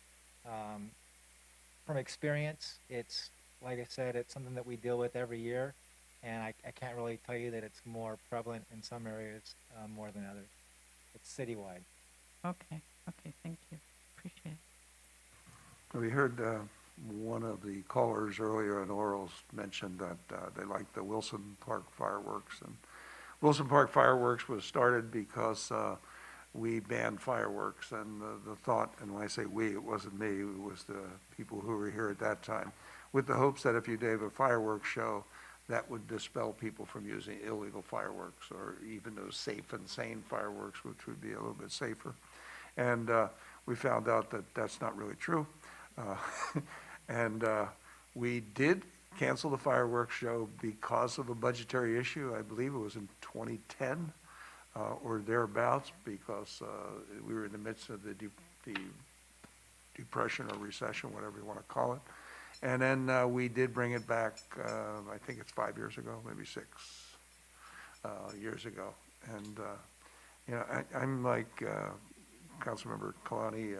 I think we've tied these people up for 1.5 years and kept them in their houses. And, you know, we as a country have said July 1st it's supposed to open up, but we as a state have said June 15th. And I think that would be a declaration of some kind of independence from COVID to have a fireworks show. And we just have to advertise it that there will be no music. I mean, it's going to be a dry fireworks show, but I think we owe it to the community to give them something. We've canceled the Armed Forces Day Parade. We've canceled the Rose Float. I mean, there's been nothing for 1.5 years, and I think they deserve more. So I will accept a motion from anybody. I would have liked to have the drones, but should have thought of it a longer time ago to perhaps do it. Maybe next year. Be a cool way to do it. So, council wish to act? I have to wait for the fireworks to go off. Pada boom.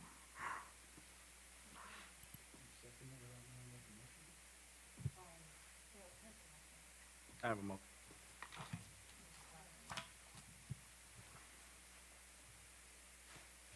Thank you, Mayor. I think because of the shortfalls on the budget, also the lack of a full Torrance Police Department, and the very important items that are going to be coming up in the near future, I move that we skip this year's fireworks show, and just because it's budgeted doesn't mean that we have to spend it. It could stay in the account and use it for other more important things. That's my motion. We have a second? What is Councilman Griffith not the second? I would like to make an alternate motion. Okay. Do we do that before the second? That's what I'm trying. Well, if there's a second, If then. there's a second, then I don't. No. Okay. Then we take a vote. I will second that.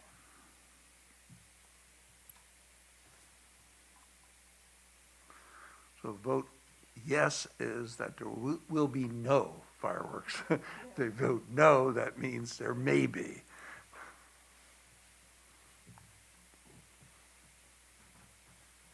Your Honor, that motion failed with Councilmember Chen and Councilmember Matucci voting yes. Yeah, I'd like to make an alternate motion to proceed with the fireworks display as originally contracted, with the change being that we don't allow public onto our sports fields or other city property, and that's my motion. I second.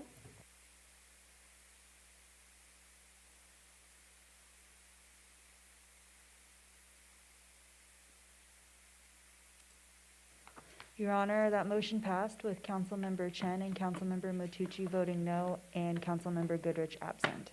Thank you, Chief. Thank you, Mr. LaRock.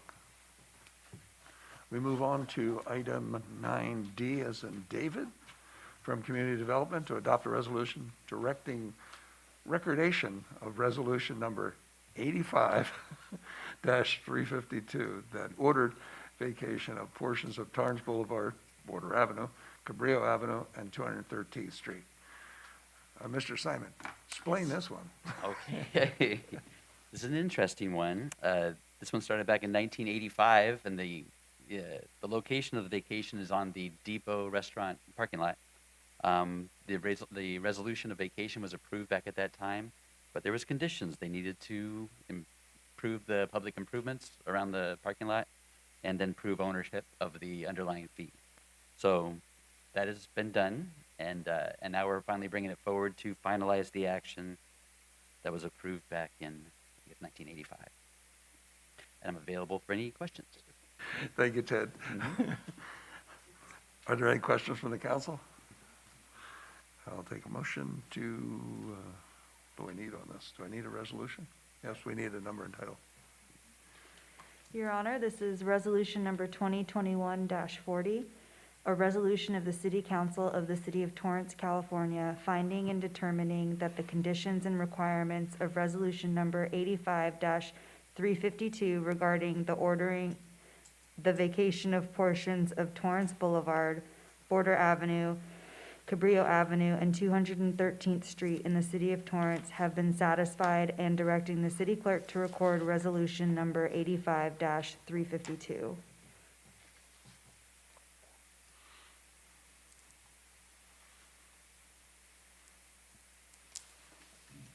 I move to adopt resolution 2021-40. I second.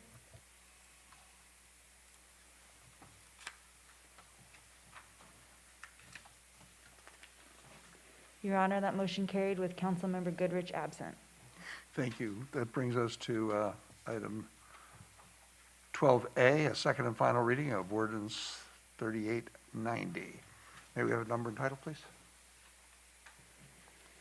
Your Honor, this is ordinance number 3890, an ordinance of the City Council of the City of Torrance, California, amending Chapter 2, Article 43 of Division 9 of the Torrance Municipal Code by amending Section 92.43.010, amending Chapter 2, Article 43 of Division 9 by amending Section 92.43.030, and amending Chapter 2, Article 43 of Division 9 by amending Section 92.43.040, amending the provisions for short-term rental uses. Move to adopt ordinance number 3890.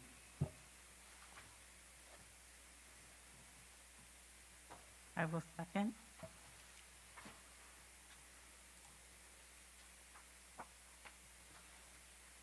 Your Honor, that motion carried with Councilmember Goodrich absent. Okay, that brings us to item 12B as in boy, our second and final reading of ordinance number 3891. May we have a number and title, please? Yes, Your Honor.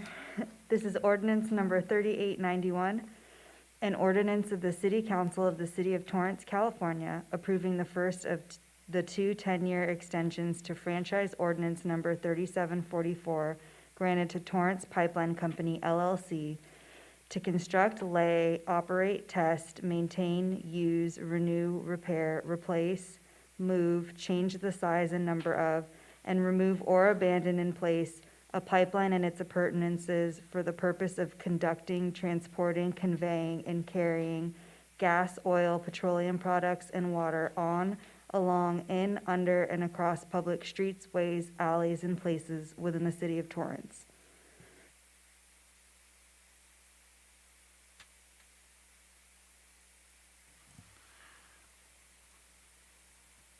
I move to adopt the second final reading of ordinance 3891. Second.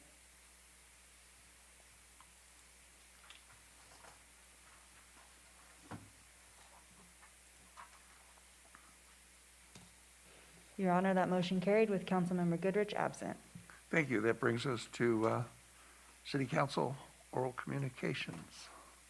Councilmember Matucci. Thank you, Mayor. I got nothing tonight. Councilmember Ashcraft. Thank you. I'd like to remind the residents that it is Armed Forces Day time, and please display your flags and thank all of our service members. Also, in the Daily Breeze, Nick Green gave his farewell, that he is retiring. He's been an employee and a columnist and a writer there for a number of years. And the sad part, I think, about this is that little by little, the Daily Breeze has lost a lot of their writers and their columnists and their journalists and everybody. And we don't have anyone, really, that covers the city of Torrance and makes it as personal as it used to be. And I find that to be very sad. And so I wish Nick Green well, and I certainly hope that the Daily Breeze comes up with someone to cover Torrance in particular, since we are one of the largest cities here in the South Bay. And what we do is important, and our residents want to know. So Daily Breeze, if you're listening, please hire somebody. Thank you. Councilmember Chen. Thank you, Mayor. I also want to wish Nick Green and congratulate him on his 22-year career at Daily Breeze and enjoy a happy retirement. I also realize that this week is also National Police Week. And I want to thank the Torrance PD. We have 2 members representing us today, and all law enforcement officers sacrificially serving and protecting all residents. You are vital. All you do is appreciated. Lastly, I just want to thank all the men and women in our armed forces. Your work and sacrifices is so appreciated, and I want to thank you all. Good night. Councilmember Kalani. I'm sorry, Griffiths. Got to go in order. Thank you, Mayor. Yeah, I also want to salute all of our service members in the military for Armed Forces Day. Very sad that we won't be having our parade this year. Looking forward to having it next year. And also happy 100th anniversary to the city, and all the more reason for fireworks. Thanks. Councilmember Kalani. Thank you, Mayor. I, too, would like to just thank and show my appreciation to everyone who has served our country. And I'd also like to mention a simple act of kindness that I've experienced by one of our Torrance residents, Judy Wong, and her sister-in-law, Peggy Pierrich. Peggy actually lives in Hacienda Heights, but she has sewn over 4,000 fabric masks in her contribution to help people during the pandemic. She is retired from owning a sewing shop, and she took her leftover remnants as well as kept purchasing new fabric and elastic throughout the last year. Over 4,000 masks. And the amazing thing is she created these with her own patterns. She kept improving them, but she never took a penny for them. She refused to take any penny. She distributed these masks to people all over the state of California, touched so many lives in doing so, particularly to responders, and also especially to an industry that I'm involved in that was quietly and severely impacted by the pandemic. So I wanted to shout out to Peggy. Thank you for your act of kindness. Good night. Thank you. And again, thank you for joining us tonight. We have a lot of celebrate this week, 100 years of incorporation in our United States military next weekend. Don't forget, as mentioned earlier, this Saturday, May 15th at 2 p.m., the Precision Formation Flying and Aircraft Display Team, the Tiger Squadron, will grace our skies with a flyover in honor of the United States military. The flyover will begin from the east, heading west down Torrance Boulevard, over Torrance Beach, and then back to Zamperini Field.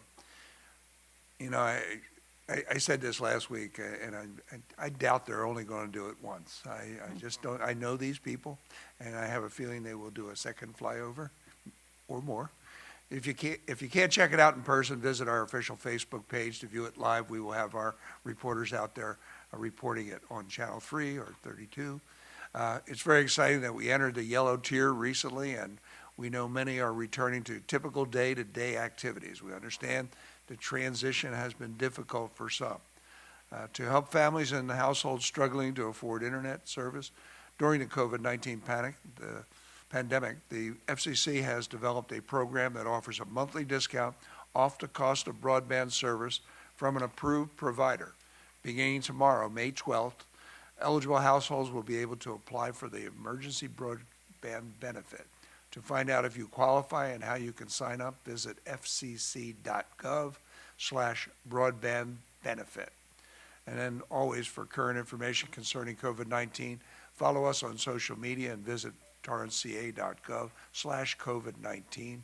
For daily updates, tune in to City Cable or torranceca.gov and watch live COVID-19 Today, Monday through Thursday at 4 p.m., and Weekends in Torrance, which airs every Friday, Saturday, and Sunday at 2 p.m. I would also, I think I haven't mentioned this in a while, the Torrance Alerts, that people should sign up for Torrance Alerts because I know not everybody gets it, but if you do, you get updates on COVID, you get updates on traffic issues, you get updates on emergencies, the earthquake last week. All those things would be reported to you in real time and with real information. It cracks me up when I see somebody goes on Nextdoor and says, oh, I felt something. Do you think it was an earthquake? And a whole bunch of people said, yeah, I didn't feel anything. Oh, I felt something.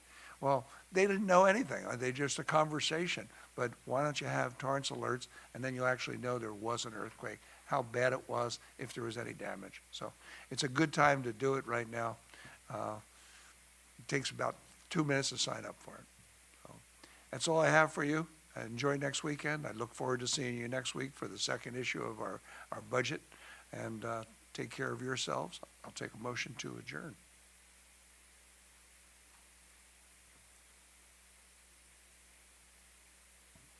I move that we adjourn tonight's City Council meeting to Tuesday, May 18th, 2021 at 5:30 p.m. for closed session, with the regular meeting commencing at 7 o'clock p.m.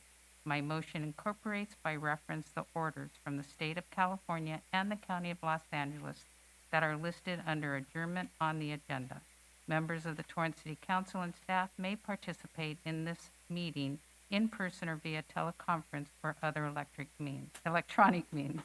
Pursuant to the Governor's Executive Order N-2920, no physical location from which members of the public may observe the meeting and offer public comment will be provided. Information on how the public can watch and participate in the meeting is found on the agenda. I'll second all that. Thank you.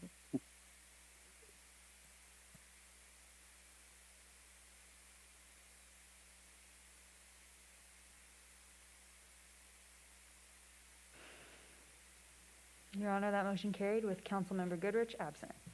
Thank you. Good night, everybody. See you next week.